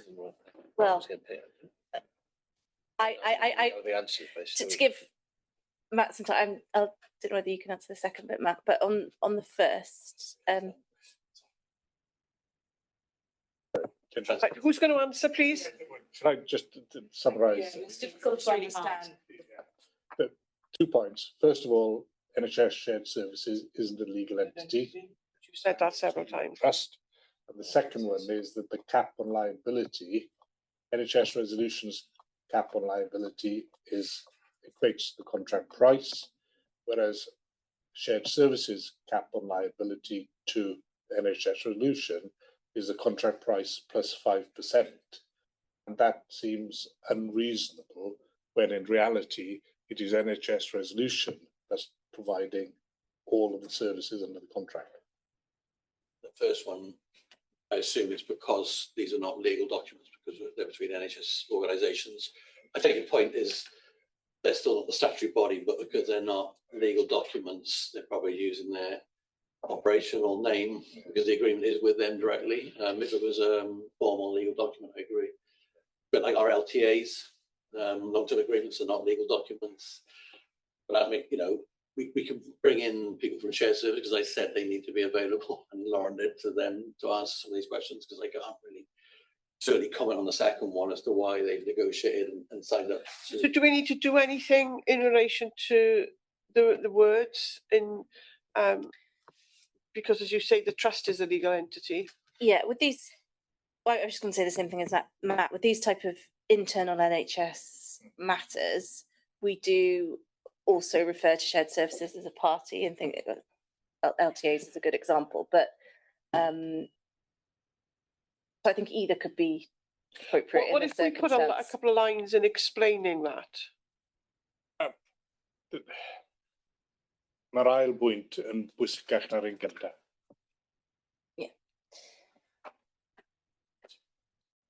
So we have a choice. We either call them in, they can answer the question, or we can get something written and deal with it outside the board and get confirmation we're happy. I know in terms of timeliness, both Alison and Neil were available to dial in, but they're at an external event. So just in terms of the flow of the next few minutes, it might be easier to if it was a subject to, if that was the only question, we could deal with that in writing. Yeah, we'll do it outside. Yeah, clarify. Stephen, I just suppose just follow on Vara's point and the response that these aren't legal documents, but I guess you've reflecting on as well, Gareth, in the remedy section, the 5%, it talks about legal resolution, doesn't it? It talks about contract resolution, it talks about tort, which are legal remedies. So in one hand we're saying these aren't legal documents, but then within these documents, in 7.4.b, it talks about legal remedies. Yeah, no, you're absolutely right. So are we saying that we don't approve this today, and we ask shared services to come to the next meeting, or are we going to try and deal with it outside the meeting? I don't think we can wait that long because these are national contracts that need to be. Okay. So we can deal with it. We can answer the question outside of the meeting. So it's whether we approve it subject to that being resolved, or we go through a whole an out of board approval sort of in whole once that has been resolved. Yeah, I think the risk is that NHS Resolution will come back and say they're not prepared to. Yeah, I'm kind of anticipating the answer is it'll stay as is. And then we need to make a decision. Well, are we prepared as a matter of principle to accept that unequal liability cap position? Yeah, that's the 2 points. Yeah, the second point, the first one I'm relaxed about, but this is great practice. Yeah. No. So can we leave it to board secretary's discretion about how best to handle it when she's talked to relevant individuals? Yeah, and I'll check in with Gareth. I'll check with you, Gareth. Thank you. Though dau pwynt and un papur. Yeah. Okay, so Nicola. Just under the amendments to the standing order terms of reference, just wanted the board to consider this opportunity now in line with the duty quality requirements that the terms of reference include reference to the committee's requirements to demonstrate quality-led decision-making through receipt of quality impact assessments. I felt that, given the fact we're now, a year into the GPT, we should have that reflected across the board when we are in committees and boards where we are making strategic decisions. Thank you, Nicola. Lauren. Yeah, I mean, we discussed this in Executive Management Board on Friday, and I think we just need to think about it because there are lots of considerations the board needs to make in decision making that all have legal backing to them, which is effectively the impact assessment section of the cover paper. So at the moment, we don't list all of those items in the terms of reference that are in the impact assessment of the cover paper. That's how we cover it. So I think as we discussed in Executive Management Board, and we can take views around this table as well, we just need to check on what we want to do with it. Whether we want to leave it to be dealt with in the cover paper, yeah, or whether we want everything, or in the terms of reference. Yeah. Chair, as I did say in the Executive Management Board, however, the mechanism by which we execute that responsibility is not by completion of a section in the cover paper, it's by the receipt of a quality impact assessment. So I do feel that's a slight variation, but of course that's for the boards. I missed the last bit, look, I'm sorry. So I think where it does differ to all of the other requirements that we've got listed in the cover papers, yeah, and where probably the quality one is the other one, is that we have a legal requirement for both equality and quality to receive the impact assessment. So that's where I think there is the difference between what all of the other items that are included. Because it's not just about ticking anything on the cover paper. This is about, we have to have that quality impact assessment in order for us to consider all of the points, so we can discharge the quality-led decision-making element of the Act. So what is this? What's the suggestion that does that mean we alter the terms of reference? I am proposing that the board considers doing that, and clearly Lauren. That's across the board, isn't it then? Committees and boards where we make strategic decisions. And I just don't think we're going to solve it in the next couple of minutes here. A piece of work that we need. Yeah, and it's an action in Executive Management Board. Yeah. The sort of options. So if you shared a former word. I have, yes. So you'll do that in the MB, but I think we need to note it on here. Yes, just because we got these for review here, and I felt it was pertinent to raise it. Stephen, please. Yeah, again, obviously the conversation needs to go on where it needs to go on, but I do recognise Lauren's point as well. If we go down the path of listing what we need to be considering, then we have to list comprehensively. So if these are the only two things in this category that need to be reflected, fine. But as a full member, I want assurance then that they aren't the only two things. And if there are other things, you can't have a part list. Basically, I don't think it's wise to have a part list. Steve, thank you, Stephen. Steve? I'm not going to prolong because there's somewhere I could go with that one as well. Let's finish the work in the exec board. Yeah. We can bring it in as a piece for us to discuss. And I think we can agree between us, because Nick's distinction between some things compared to others, I think, is quite important. We'll have that discussion and then bring it back. But I think we can still sign these off today. Yeah, I mean, these three have been endorsed by the relevant committees of the normal annual review. But note that there's work going on and defining exactly what we should put in terms of reference about our statutory requirements. Yeah. Nick, are you content with that? I'm content that the board is considering it, yes. Which we will. We won't. So that will go on the action log as well. That the DMB are going to do some work, and it's going to come back to them. But that will go on the action log, so we won't lose sight of it. Yeah. And we can whatever changes we need to make. We don't have to wait for the next year for them to be made. Once there is agreement, then we'll make absolutely. them. Yeah. We'll feed them in as one piece. Yeah. So thank you, Nick, for that. If there's nothing else that anybody wants to pull out of consent. Oh, sorry, Hilary, I didn't see your hand there. No, it's okay. I waited because I took advantage of the fact that Nick had taken 7.1.4 out to have a conversation, but I wanted to ask about 7.1.4b specifically.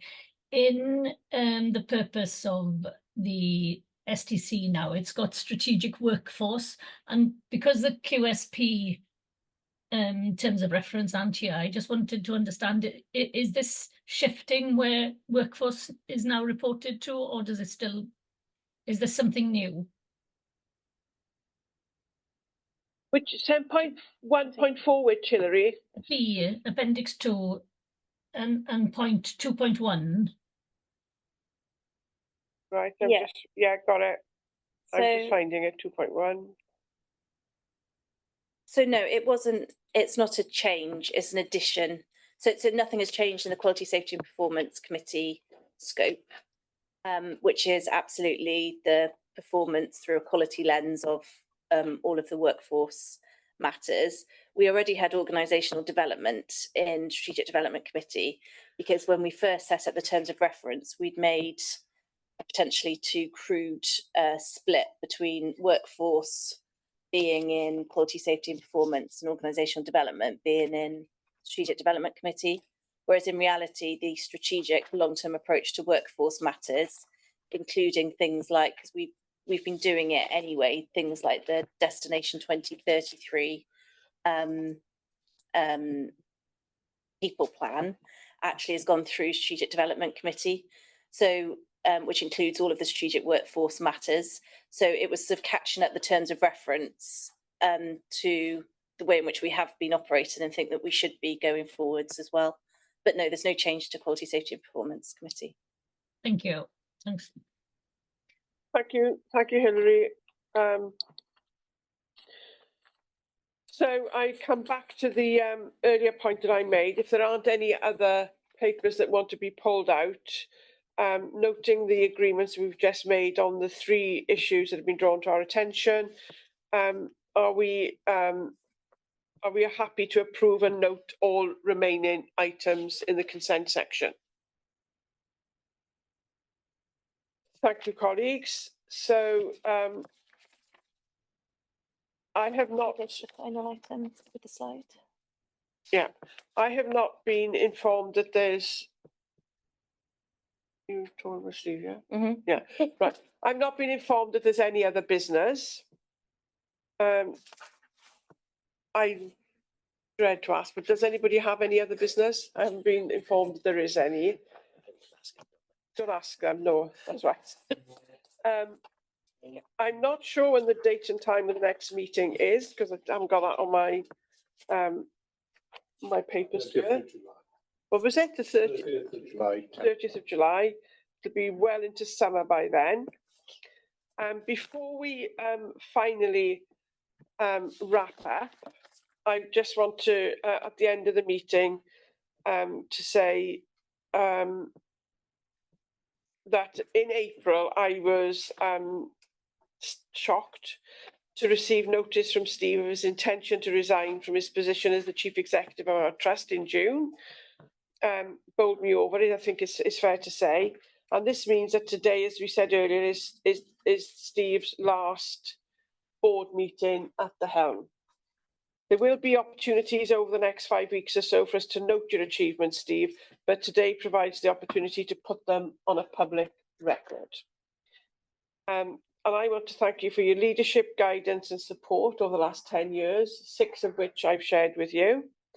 You've done so with sincerity, wisdom and a particular modesty that has both gently and fiercely forged us into the strong organisation that we are today.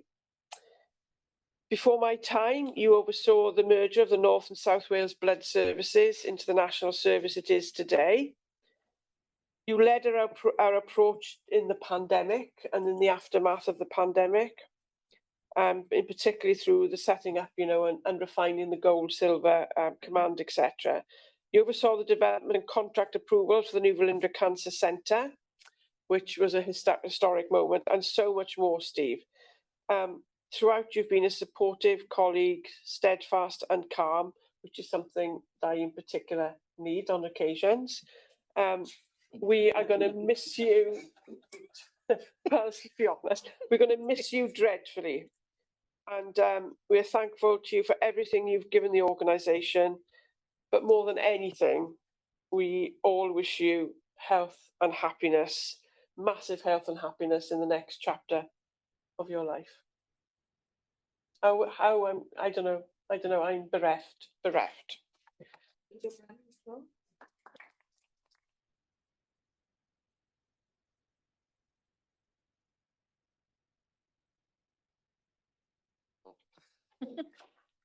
I tried to make it a fancy PowerPoint. It hasn't quite worked out, has it? How long ago was that? Something in the left-hand side. That's Steve at the crease. There he is. I get sorry. Perhaps give me a minute to get my myself together. Actually, those who know me know I'm a very emotional soul at heart, so I find this quite difficult. Firstly, it's been my absolute privilege to work in the NHS since the mid-90s and serve the people of Wales. And working here for 15 years has been memorable in my life, and I've thoroughly enjoyed it. It's been an absolute privilege to be here. This has changed an awful lot, and I was reflecting with Alan when we were travelling back on Monday about quite how much change there has been here. As we found Nicola on the train coming back, and when you do look back and you think about the level of change the organisation has faced, has delivered, and faced things it's faced over 15 years has been huge. And I will have opportunity at other times to thank the wider organisation, but today I would like to thank you all for your support and friendship over that period, and to the people who've been on the board before, because I have been on this board for 15 years. So there are quite a lot of people I've had the pleasure to work with over that time as well. But thanks to the chair, because she has supported me as well at times, and through my illnesses and various things, always been really supportive. I have got 5 weeks left or so, so I will see us all, and I think my last but one day we'll be together for board development, so that would be an interesting session for me to be at. But I will miss this place hugely, and I will always keep an eye on what's happening. So thank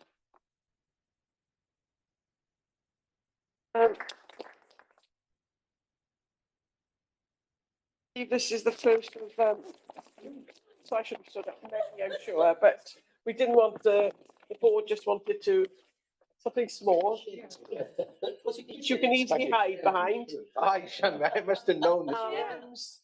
Oh, they're beautiful. They're absolutely beautiful. Taste. They are beautiful. I'm sure Paula would be pleased to receive those as well. She will, yes. So, thank you all. So felly, mae'n ddrwg gen I am bod yn hwyr. I didn't say that right, did I? Yeah, you did. Right. So I'm very sorry that we're late. Nawr te cinio.